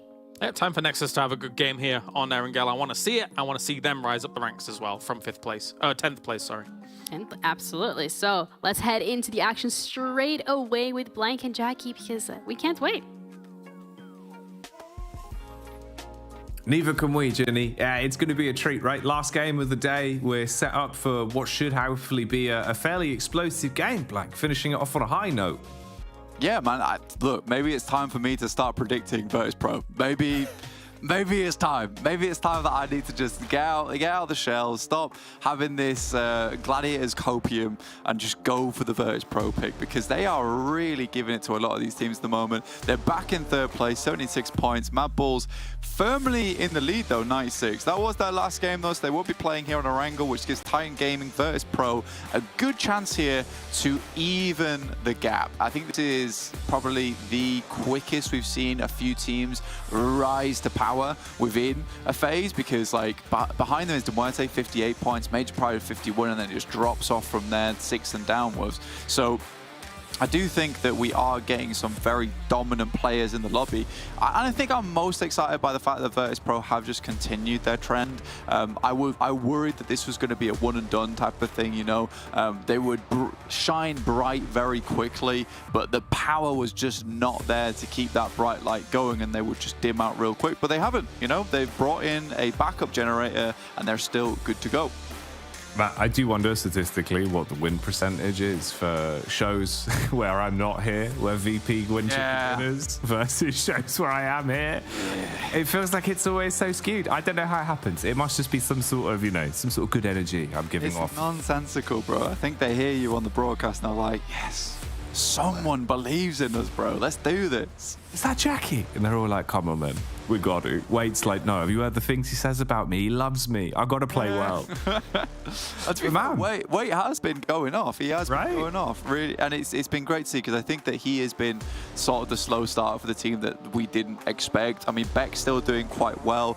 I wouldn't say one of the best players in the lobby, but he certainly does have an air about him where he can play off the back of Elementrix and Wait, who are both fantastic players in their own right. And I think we're starting to see that idea that not everyone's trying to go for eliminations. They realize that they're not going to outclass a lot of other teams, but just in terms of that macro, like Kale was saying, like we said on that last map, that 4-man split where they were just taking control of the northern side, that speaks to me like very good work going on in the back end of things, because they understand on that south circle there's a huge amount of teams that just clump themselves up into just this melee down towards that south side, so they can just fully take control of the north from their northern rotation. Really, really well done. No, it has been clean. Like, the adaptation we're seeing from them looks a whole lot better, and also they're just hitting their mark when it comes to actually some of the firefights we're witnessing. A lot of good to be said about some of our squads over the course of today. I think we've seen a lot of strong improvements. And remember as well, you know, this is only day 2 for the week, so you've still got a little bit more longevity. If you're warming up now, going into the 3rd day, hopefully we're going to get some of the best games yet. And this entire week has delivered from start to finish. Yeah, and it's scary for some of these other teams as well, because they're not going to have that momentum put on hold because it's just 1 day off. 1 day off, quick research in these teams, figure out what's going on, what's the magic that's happening here that they are getting into these matches. And if you want to see some magic of your own, it's Maxman pulling the sleight of hand, the tricks and the memes over on the social media. Head over towards Esports PUBGM EU over on Instagram as well as YouTube to check all that out, because I promise you it will be worth your time. And if it's not, blame Max. Blame Max. Not for you, bro. Yeah. What can I do? What more can we do? If you love it, it's Max. If you hate it, it's Max. It's Max. Exactly, bro. I mean, either way, Max's fault. But yeah, we are putting out a lot of things over on that side as well. And again, I said it yesterday, dropping all the statistics over there as well. So if you want to have a bit more of an involved approach with PUBG Mobile in particular, and brag to all your friends about all you know about all these players, then you definitely want to go give it a look. VIRTUS.PRO right now down towards south side. They're already over towards Sosnovka. I can't believe we've not mentioned it as of yet. We've been having such a fun time with talking about these teams that we do have a potential Sosnovka finish on our hands. VIRTUS.PRO sent away very, very early on. With the playing path slightly difficult for a lot of these teams to get into an early position where they can quickly head over towards Sosnovka, it's not fully confirmed though. This could still be a northern shift on the circle, although it is slightly unlikely with the way it work. Be interesting to see how this one develops in the long term then. MUERTE's POV here, as they've got the boat towards the coastal side, just getting themselves suited and booted, and then they have a rotation point to play off, as it is a long old rotate the whole way around from them. In terms of tuning into what KONINA Power are up to as well here, just a bit of compound control to work with, get themselves nice and armed to the teeth, so there's some firepower in the back pockets. And I think KONINA Power, you know, last game of the day here, if there was ever an opportunity to take some of the pressure off, this would probably be the one where you'd hope to see something a little bit better from them. Yeah, I mean, taking a C block right now over towards Lobster, I mean, this is a great opportunity for them, gives them a very central position. It is slightly tough sometimes because there's a lot of angles you need to hold. You can see where Offhaze is heading right now. This is over towards that northern side. You want to make sure that you can spot a lot of these rotations coming through. It looks like he's going to head towards this compound on the top side. Give them a bit more room to work with. I think at the end of the day, even if they just leave maybe one player behind or even no players behind, they've at least scouted through plane strip as well as C block. If the circle moves hard down towards the south, they've already cleared that ground and they can be fairly confident, 90% confident, they can just send straight back down towards those buildings on the south side and pick themselves up a better bit of terrain to be working with. It'd be nice to have sort of some bombing tunes, I feel like, for MUERTE. You know, I mean, you got the nice cinematic angle, everyone's on the boat blank, they just need the music to go with it, really just dial them in. Need your theme tune, don't you, really? You know, you do always need a good theme tune. Right, the theme tune. Oh, man. Done. It can't be, it can't be. Dark Project, they tell you what they can do. Have some surprising games. I think they've actually been delivering a lot more today, right? Like individually, we've seen them hitting their mark. Feels like the decision making's been a bit quicker, a bit snappier than it has been over the past little while. NEXUS as well. Will they have a theme tune for their boat? It's a bit of a nicer boat, to be honest. It's very duck-esque, Yeah, this is the good one. You know, it's the bathtub boat. It's good to see. It's going to get them straight into place they want to head towards. I think they do spot there to MUERTE. Are they going to back off there? You know, this all came down to because Milky Way sent back towards the PUBG. I'm pretty sure they did a smoke check and he's like, lads, I've got no U-turn. That is painful. Are they going to have to swing off course here, try and get over towards 400-meter range, see how far the boat can go? It's exploded. Ooh. Now this is painful, bro.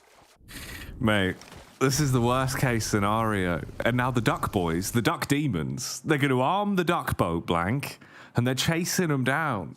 Oh, this is bizarre. It feels like the start of some sort of aquatic-based horror movie where MUERTE are just on the receiving end of the duckening. Dude, the duckening is real. Look how big this duck is as well. Imagine that thing coming towards you in the water in the dark night. I'd be terrified. And they are going to just send straight over there. MUERTE could be out here right at the beginning of the game. And because the blue's not actually come in as of yet, this is a case. Oh, they're just going to wait for it. The lads need to get behind the boat. This is the essential thing. And Furia, he is starting to run out of breath. He's going to go underneath. Doran goes for a quick swim, locates him. Hello. Furia swims upside towards the duck. He's just going to sit around the duck. He's just waiting to see what he can do here. Oh, bud, just watching this is awful. It's just so uncomfortable. They've seen the head. A very aggressive bit of fishing going on here as the MUERTE bit by bit are just being chopped up. This is outrageous. The contrast of what they're doing versus the fact they're sat on a giant duck. Or careful with that nade, bro, please. Jesus. And they'll just send away. No, come on. Wait, they're underneath the duck. They're under the duck. Yeah. There we go. Right. That's it. The duckening has finished for now, Blank. Christ. I mean... Ooh, EXO, though. You know, PERMITTA Esports have actually just rocked up behind EXO on the backstop. Oh, dear me. We've got the duck hunters right now coming through. Coming to put a stop to this one. Oh, we've got to see it, surely. Where's the PERMITTA Esports POV? I want to see the clash of the ducks that's going on. It's just a non-stop duck game. Dude, I mean, I want Folly to become the new Van Duxing. Take him out, get him out of the picture because this is just unacceptable behavior coming through from NEXUS. They could have had a good position in, but they'll have to swing back round again. And that rotate from Lepovka was all for naught, as we did get the unlikely shift back up towards the northern side around farm. Difficult area to play. Certainly some compounds in this area to move into, which are very strong, but very open ground. Very, very open ground. You can see Major Pride's already shifted into position, getting ready to go. Oh, they're going to be ready for it. Major Pride, last game of the night. You'd hope that they'd be able to show us their best yet and deliver with some nice plays. Meanwhile, Unicorns of Love on screen here as they take pot shots back over towards VP that are just mountain climbing their way up. Relatively fragmented between the two sides, though. They're actually just on top of one another. Oh, it just looks so upsetting seeing NEXUS as well now after everything they've been through. When we do flip up the map POV there towards the right-hand side. Rat race across the bridge as well to try and get yourself towards the other side and stay alive on this one as Unicorns of Love group up and try and get out of there for now. It's one of the roughest scenarios as well when you full commit down towards Sosnovka early on. And it's fair enough because full committing down towards Sosnovka, taking one of the few areas down in this position where you can get a good, strong spot to start off your game is likely the best decision you can make a lot of the times. Considering over towards this northern side, if you just look on your screen on that right-hand side, there was a lot of compounds there. There's a lot of compounds still in play up towards Pachinki. You know, there's Chopsticks still over on that side. You have the fields, you've got farm, you've got the yellows. These are all potential positions that you can play. So making the move down towards Sosnovka early, securing one of those high priority spots, and then you can move back up into one of the compounds, which is likely not already secured. This is always one of those movements you want to make if you're close down towards Sosnovka in the first place. In this situation, though, it does now put you on the back foot. Makes your life a little bit harder. Not ideal for Titan, with Havlik being licked up as well, so they're forced to get him back up on his feet. So it'll be TUNA that move in from the left-hand side, close on top of Titan. Major Pride, Gladiators, and Alpha are all there as well. So really, looking at the spacing on this one, so many fights that could occur in close proximity of one another. PERMITTA also starting to close the distance now as well as they rotate round through farm side. You've got the clash of VP and KONINA power that looks like it should develop, especially if they go round towards the bridge as well to get across. That's where Unicorns of Love are set up early. They're going to get all of this information between these two fighting, but it is just the shotty that's pulled out instantly. Surprises with the initial strike. Battle back from Palucci as he'll hit one onto him and at least slow down VP farming on this one. Elementrix down as well, and this is all starting to get a little bit hairy for them. Unlikely Elementrix to get back up on his feet. Nice nade over the top from Palucci. That's them done. VIRTUS.PRO unlikely to get away from this one. Just Beck last left alive. Has to go for a big clutch moment. Gets one. But that's just the beginning of a very arduous battle to come. How can Beck play this? They're keeping the pressure on him. He's seen the man towards the right-hand side as well, but they double peek together. The door's blowing clean off. Beck takes a heavy hit. He's trying to hit his shots, but he can't afford to take any damage, and he's done. Palucci, the Punisher, was that one for KP fantastically. Great play there. Huge nade as well. Smart decision-making from him. Yeah, it was a gorgeous nade over the top. TUNA opts for the awkward approach into this one. I'm not a huge fan of this. I think they have lost a couple of players. It's just a case you try and assault yellows, you sort of have to take Western yellows first, see if they're free, move in, and then just slowly push up to the other team. I think they try to get a little bit of an engagement in there. Titan just sends them off it, and now they're just in a horrible spot. Trying to get over towards past this area towards Sharkfin. You're going to move into Alpha as well. It's a rough life, and I think for TUNA, the most likely thing they're going to be doing for the rest of the game is just keeping Titans on edge. See if you can just keep them feeling uncomfortable for as long as physically possible on that one. And KP, obviously bouncing back and forth like a metronome. They had to fight their way through VP, wanted to exit on that side of the map, now have to double back. So their journey's been arduous, and they're going to be at an all-time low in terms of the supplies. Movement here, though, for NEXUS, as they're starting to advance up a little bit, round towards where PERMITTA are playing from. Volley and co, tucked in back towards the compound, have a bit of cover to work with. NEXUS breeze round towards the coastal side and stay out of trouble for now. KP still slow on their rotate, but that's the end of TUNA, as they're drowned and Bag taken out of it. So Titan uncontested from the back there now. Yeah, important timing to get TUNA out of that one too, because now they have to deal with Dark Projects coming in from the western side again. Circle shifts and looking over towards Alpha's position. That is a really nice spot to be playing in. NEXUS do pick up over towards the actual ferry pier as well, so this is not a bad position for NEXUS to play out. I've seen a few teams win from this position before, but if Alpha can comfortably hold down towards the cliff edge, oh, this is going to make life really easy for them, because they can just sit here for a long, long while. And with there still being some water in play, it's likely to come south again. So I think Alpha set themselves up for a big amount of success so far.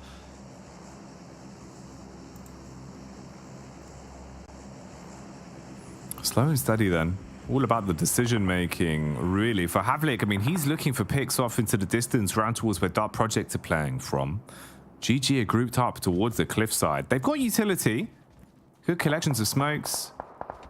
Nades in the back as well. Havlik's head. Oh, it's right there. just on the cusp of them being able to get contact and potentially put an all-important bullet downrange to really make it awkward. They've got a full spot onto him there as well, so they know exactly where he's playing from. Just about knowing when to take the fight on that one. You could light up Havlik, make it even more rough for Titan. Meanwhile, Major Pride shooting down as they'll be able to deal a bit of damage from a distance here onto the Nameless, make it awkward for the Beast as he's knocked out of his vehicle. Amos goes down. Gladiators, again, it's going to be hard for them to get out from the situation. You've got to move north and then off towards the eastern side as well. Luckily, Meku finds Mango. Alpha not dealing with this team as of yet, and KONINA Power just slowly snorkeling their way in towards that southern edge. Titans move up, though, in the meantime. Do they have the nades on side? 4 for Rob so far, so potentially can get a bit of damage in, but they're just worried about the tree line up towards that west of them. It is really quite oppressive when a team gets towards that area because the ridge side allows pretty simple peeking. Gladiators take this spot because it does give you cover from that tree line. Meku starts out strong over towards Robs, but look at Matic, so low here.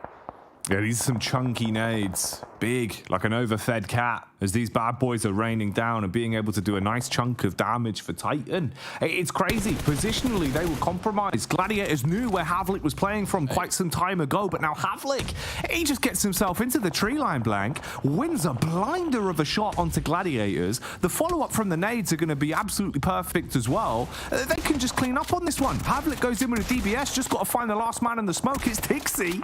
Oh, how has he not killed him? Does find one at least. I mean, he has to go a bit further, but unlikely. Icy gets in there, will pick Havlik back up again.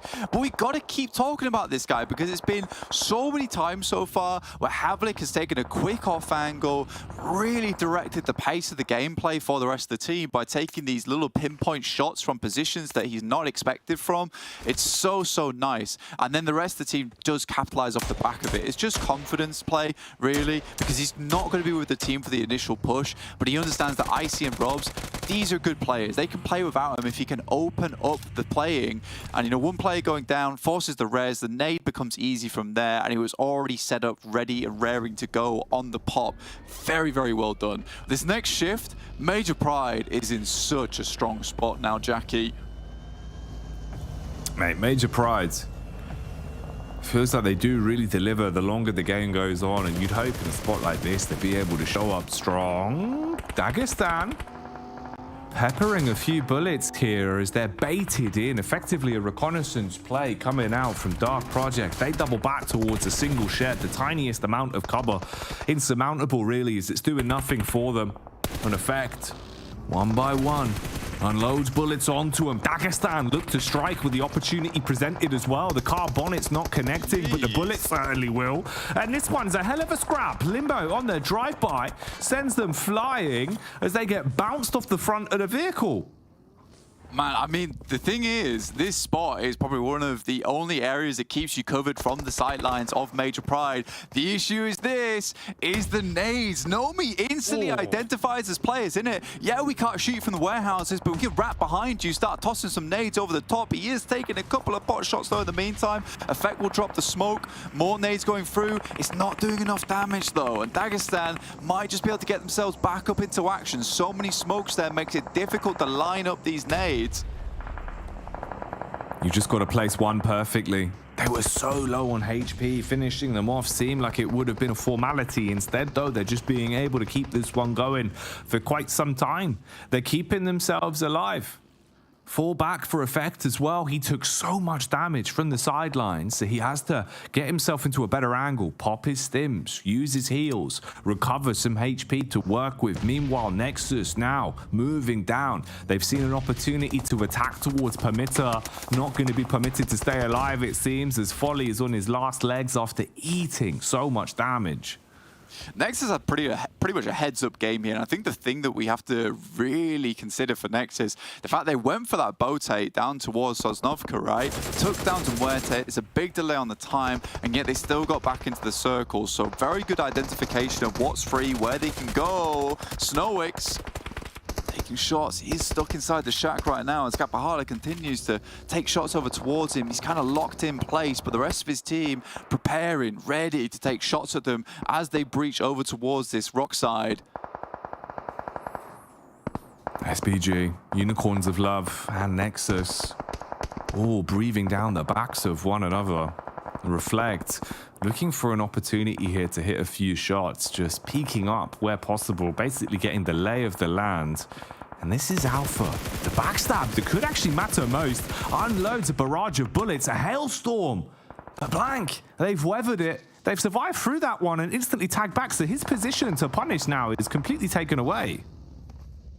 It's really rough now. And I mean, Nexus actually able to move up the rest of their team. Redox, as well as EXO, into spot. I think they might be just lacking a little bit when it comes to loot, so they desperately need to get themselves a squad wipe here. Circle does move over towards Major Pride. Now, this is where we see multiple engagements over towards this warehouse. We might even see two teams in this position at some point. And the reason I predict SPG, there is a reason behind it. I know it seems insane, but it's one of those things where Dagestan might try and crash Major Pride. Then you'll see another team go over the top. And I'm hoping that SPG will be the final contender for that position. It's sort of a long shot, but it's one of those predictions where it's like you're hoping something's going to happen. Thing is, these are the sort of games where SPG do tend to surprise as well. It feels like when the odds are mounted against them and they're in these awkward spots where they have to kind of just pop off in the chaos, they tend to do so. We'll see if they can here, though. Push up from EXO Blank. They deal with the robot man quite quickly as they send him haywire. Redox looking to trade it back. Jump shot out. The peak is fantastic, but it's not going to matter. He's been picked out of the sky. Skeet shooting. Follow-up tag coming through as well as Dorin. He's done them all. You've cursed them alive. I have cursed them alive there. The thing is, Dorin should not have got away with that. I think there was some sort of desync because the S12K did shoot at him. I saw the hit marker, but no death, and Doran just lived straight into this one. So Nexus still going on. Unicorns of Love realize that they need to get out of this position. Alpha team, they're just going to hold down towards the south side. We talked about them earlier. It is just 3 points, essentially. You can just play this position for so damn long. It's hard to assault you, and you just have so much oversight over this engagement towards this side. A lot of other teams aren't even going to be looking at you because they're way more concerned about the teams that are currently playing around them. Also, meanwhile, we had Major Pride taking the fight towards Titan. So Titan now, it's just one man. That's all that remains for them. It's Robs the Robber. And I don't think there'll be any theft of the chicken dinner today, as he's the only one left, shrouded by a smoke, just holding on to what he's got. The rest of the squad's now closing the gap as well, as it seems that we're turning into a bit of a barnyard brawl on this one. Unicorns of Love inside of the smoke being peppered from the back. Oh, Redux just driving by. Man's on a micro machine. He's trying to bait out the shots, fires a few blindly into the smoke, but none of them will connect onto Bonnie, who waits for the assault, dashes one out of his own, exposes himself for a few seconds, so Doran will trade it, and Nexus remove the Unicorns. They're going deeper into games towards the end of today's play day, but it's still not enough for a chicken dinner, leaving us with our final 5 squads now. 9 eliminations, though, it's decent stuff, and Doran just has always been one of these lead members for the squad. He came in quite late to the team as a new starter, and he was fantastic at working it into these matches. But now Dagestan moves up, sees Redox as he tries to get away from the bullet fire, but Doran's up close, sends a nade, and looks pretty much on target here. Jackie sends another just to be sure. Now looks up towards the rest of the team. This is some mad plays coming from this guy. He does not want to go down without swinging. He's got 7 nades still in the back pocket. He could just bombard them, Jackie. He's the human grenade launcher. How has he got so many nades in the back pocket? They just keep coming. Look at him lighting up the skies as they fly through one after another. Ba-bam, blowing them to bits, detonating on them. That's absolutely disgusting from Doran. And he's still got 2 left. The problem is for Dagestan is how do they get away from this? Because right now, with the amount of nades he sent through, hardly priming any of them either. So anywhere they went, there could have been a landmine in the way. Doran really clinches out this one. Unfortunately for him, all the players from Dagestan will get back up on their feet, but he has delayed them slightly. Circle moves over towards the north side, so Dagestan still has a chance, but Nexus is making their life hard. They've made it uncomfortable. And they've wasted a ton of time. Reflex as well on the reposition. Has to hit the deck because he's eaten so many bullets. As Zardia from a distance will light him up. and look to try and reposition. He's so paranoid about the next nade coming his way. Another one in his hands right now. He's priming it. 7 nades. Where's he getting them all from? Where've they come from? He's going to do another. This man has thrown 20 nades in a single match. Here we go. In comes the mortar. He won't stop. It's One so after close. another. It's right on him. Limbo's been blown to bits. Doran, the human grenade launcher, again. He's reloaded and just keeps firing them off. Fum, fum, fum. They all go out bit after bit. Look at these trails. That's actually going to go close to it, and they're backing up. Oh, they're backing up right now. Oh, Another Redox. That's 2 down. Nexus is single-handedly dealing with these guys, but Zadira's in position. He's close by. A nade comes through, and Doran switches over towards the M4, desperately jumping up and down, looking for the peak on this. Redox likely to go out here, but they immediately move back into cover.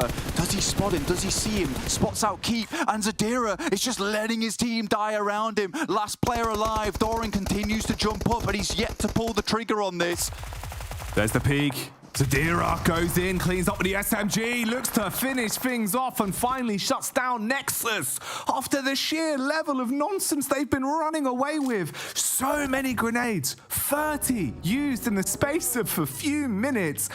Unbelievable scenes, but it'll end there, and that's the way the game goes, with Major Pride finishing it off, feeling almost second to the grenade banter. Dude, I mean, that is like coming out on a comedy set where you're the main liner, but the guy that opens is just where all the attention is, and that's Doran, who has sent these guys flying. There's just ditches and holes in the ground for the amount of nades he had. I don't think I've seen anyone throw that amount of nades in the game. You're right, just a human grenade launcher. Doran, man, what a stellar player. Mate, that was mad. He's just there, just going, thump. Just again and again and again. Like, it almost looked comedic, right? There was just so many nades again and again. Like, I've never seen that many trails in a game of PUBG Mobile just floating through the sky. I don't know physically how to comprehend the last game of the day. So let's see if the desk can do a better job of it. Let's get back over there.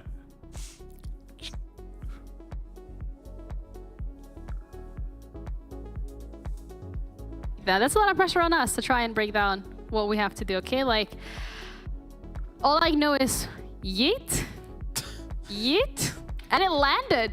And Major Pride get the win. That was crazy. Yeah, Jackie asks for a breakdown. No, I got nothing. That was... You and me both. I don't know where he was getting all these nades from. I felt like he was cheating almost. Like, clearly what happened over at the SPG location was all of them had loads of nades, and he was able to just loot every single box that existed. I have no clue. I've never, ever seen that many nades in a game of PUBG Mobile, and Nexus, sure as anything. You know what? Before this game, I was like, yeah, this is time for Nexus to do something. They couldn't have done anything against Major Pride's position because that was just low-hanging fruit. That was a free win for them, basically. But Nexus played a blinder of a game. This was ridiculous. Yeah, absolutely. And it shows as well in the elimination points that they're able to get. I mean, 12 elims. I don't know if it was 12 nades. I lost count at 20. So okay, maybe not that many, but still, it was pretty impressive to be able to do so. Titan game this time around, also climbing a little bit further up, getting 8 eliminations on the board with 3 placement points. So that is a good spot for them as well to be in, considering that MADBULLS were not in this lobby. So this kind of like gives them the opportunity to catch up a little bit, close that gap a little bit further. VIRTUS.PRO, this might have actually been their quietest game today, getting 2 points, which is actually impressive considering how they performed in phase 1, where their quietest game maybe was just like no point. Yeah, for sure. I mean, you know, again, you can't win them all, especially considering this kind of circle, this kind of position, with all the teams trying to move in interesting ways for this one. But as I say, for Major Pride, this was absolutely theirs to win. I expected all of you to go with Major Pride, and I was going to do something quirky and do something else, and that didn't work out. Different. Yeah, I tried my best, but it wasn't going to happen. This compound, there is no cover approaching this compound at all. So if Major Pride's able to play this smart, then there's nobody that's going to approach this game against them. Absolutely. I mean, even looking at the damage that they were able to pull out, close to 3,000 for this game alone. NEXUS very much following them right up on their heels, but we've seen NEXUS and the situation they were in. So very well done for both of these teams. And then we're looking towards Titan, Dykes, and Alpha, and they're actually all closer to like 1,000 damage. So again, it really puts into perspective the amount of impact only 2 of these teams have had on the entirety of the lobby. 2,862 damage for NEXUS. That is 1 nade for every point of damage. So that's really impressive there by NEXUS. Very good. Wow. That's a lot of damage and a lot of nades. Yeah. No idea where they found them, but you know what? If you search hard enough, you might find what you're looking for. And I guess NEXUS was just looking for a couple of nades. Oh, but never mind. Let's start things off with NEXUS doing this. Oh, yes. A long time ago, did I see something like this. They went out there and just went spear fishing against MUERTE. It was ridiculous. Fully enough, they only got 2 of the eliminations because the other 2 drowned themselves. They're like, nope, we're not giving you it. Nope, nope. It's too easy. What a last game. It was so weird. What a way to what a way to set the expectations for tomorrow. I mean, it was a great way to close things out for today. A great way for a lot of these teams to be able to get a couple of points on the board, but NEXUS really, maybe they didn't get that chicken dinner, but they won our hearts and our smiles in this one. Yeah, absolutely. What a treat. Here we go. Quite honestly, I was surprised when he had 7. Okay, because that's quite a lot. That is quite a lot of bag space to actually allocate 2 nades. But then he suddenly had another 7. I was like, what's happening here? Oh, this is brilliant. This is so much fun. If you know what's happening, I know what's happening, but no one knows what's happening. So we're just gonna roll with it. We're gonna roll with the punches, and we're gonna have a look at the daily winners as well, because Major Pride managed to secure that one despite all the madness that was carried on that final few minutes in that lobby. VIRTUS.PRO get both wins on Sanhok. That is absolutely crazy. Erangel is secured by MADBULLS and Miramar by the MUERTE. I think today was a pretty good game for the teams that we were hoping to see step up. We were hoping MADBULLS to be a little bit more aggressive. They've done so. We were hoping to see VIRTUS.PRO carry on that momentum from their last game yesterday into today, and they were able to do so. And as well, Kalaris, you mentioned earlier today, you were hoping to see Major Pride as well alongside VIRTUS.PRO, just get a little bit more, in there, and that's exactly what they've done.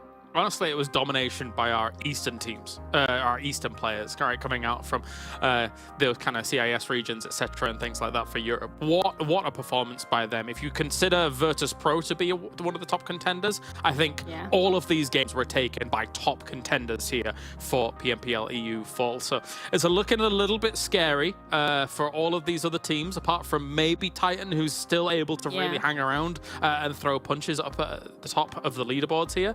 But some of these teams down towards the middle pack as well as the bottom, they've got to come out swinging tomorrow and try and make that catch-up happen, because you can't let this go on forever. Absolutely. And with that, you're saying VIRTUS.PRO being one of the top teams, I'm assuming that also means that some of their players are one of the, if not the top most valuable player of today, maybe? Maybe. Actually, I'm agonizing over this one, because after what Doran just did. That was... Yeah, I'll still go with Lamentrix, though. I'm not quite sure on the MVP for today, because it was quite spread across the top teams, but yeah, I'm not sure. We'll see. I think Flicky from MADBULLS as well doing a lot today, so maybe that could be potentially an MVP contester. Let's have a look. Oh, I'm right. Well, my predictions today are on fire. Okay, let's go. Yay! I'm pretty happy with that. But like 2,000 damage, 13 elims on today alone. Wow, he really said, okay guys, yesterday was maybe not what we wanted to see, so I'm taking our faith in my own hands. Yeah, especially on Miramar, they played out both of their Miramars very, very smart, I suppose, to say the least. In terms of the transitions, what they were making, as we take a look down here towards Warehouse and Concrete. Unfortunately for them, of course, they didn't close the game out against MUERTE, but they were able to hold on to that location fantastically, considering that a 1-2 split against those teams should be punished, but was not. Yeah, absolutely. We're also looking at where that's going to be putting them for MADBULLS specifically after having a much better day than yesterday, which it will mean that the overall standings have again changed, of course. MADBULLS are still sitting on the top and they have managed to extend the lead that Titan was closing in. So that's a really good game for them today. They're holding on to that top position. Titan still on second, MUERTE still on third.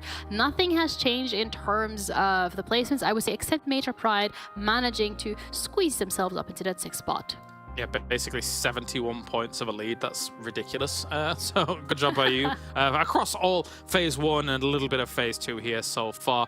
But as you say, with Major Pride slowly gaining a bit more traction, maybe there's a world where they can rally back there for those PMGC points. It remains to be seen, though. I think it's just a little stretch too far when MADBULLS still looks as great as they do right now.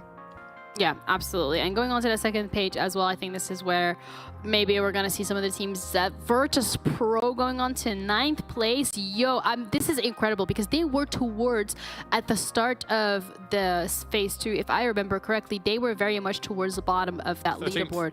They were 13th, yep. And they are now all the way up till 9th. They are pushing themselves. And that is incredible to see such a big jump in only 2 days. So I actually slipped. It was even 14th. So yes, they've definitely jumped up quite a lot here for VIRTUS.PRO. Again, though, that comes back off of the Jackie blessing. You know, you see it. Jackie blessing. Ready to go. He's adorned in the color orange. You know, he's ready to go for them, and it's exciting to see. He's their personal cheerleader, which is, who knew? That's all that they needed to actually be able to close it out. So let's see in terms of the predictions as well for us as talent, who got the most points. Of course, that, I got 20 today. I mean, 10 yesterday, 10 today. Let's go. Only 3 points behind at blank. What's he doing? Blank, are you thinking even? Like, you look like you're thinking, but are you thinking? Let me take a look at his predictions for a second. Titan. PME. So the only time he got a win is when he picked MUERTE after I picked MUERTE. So even that might not count, you know? For the fact that they're waiting until the analyst desk has put their predictions in before he puts in his, we need to have a talk because you're not very good at copying either.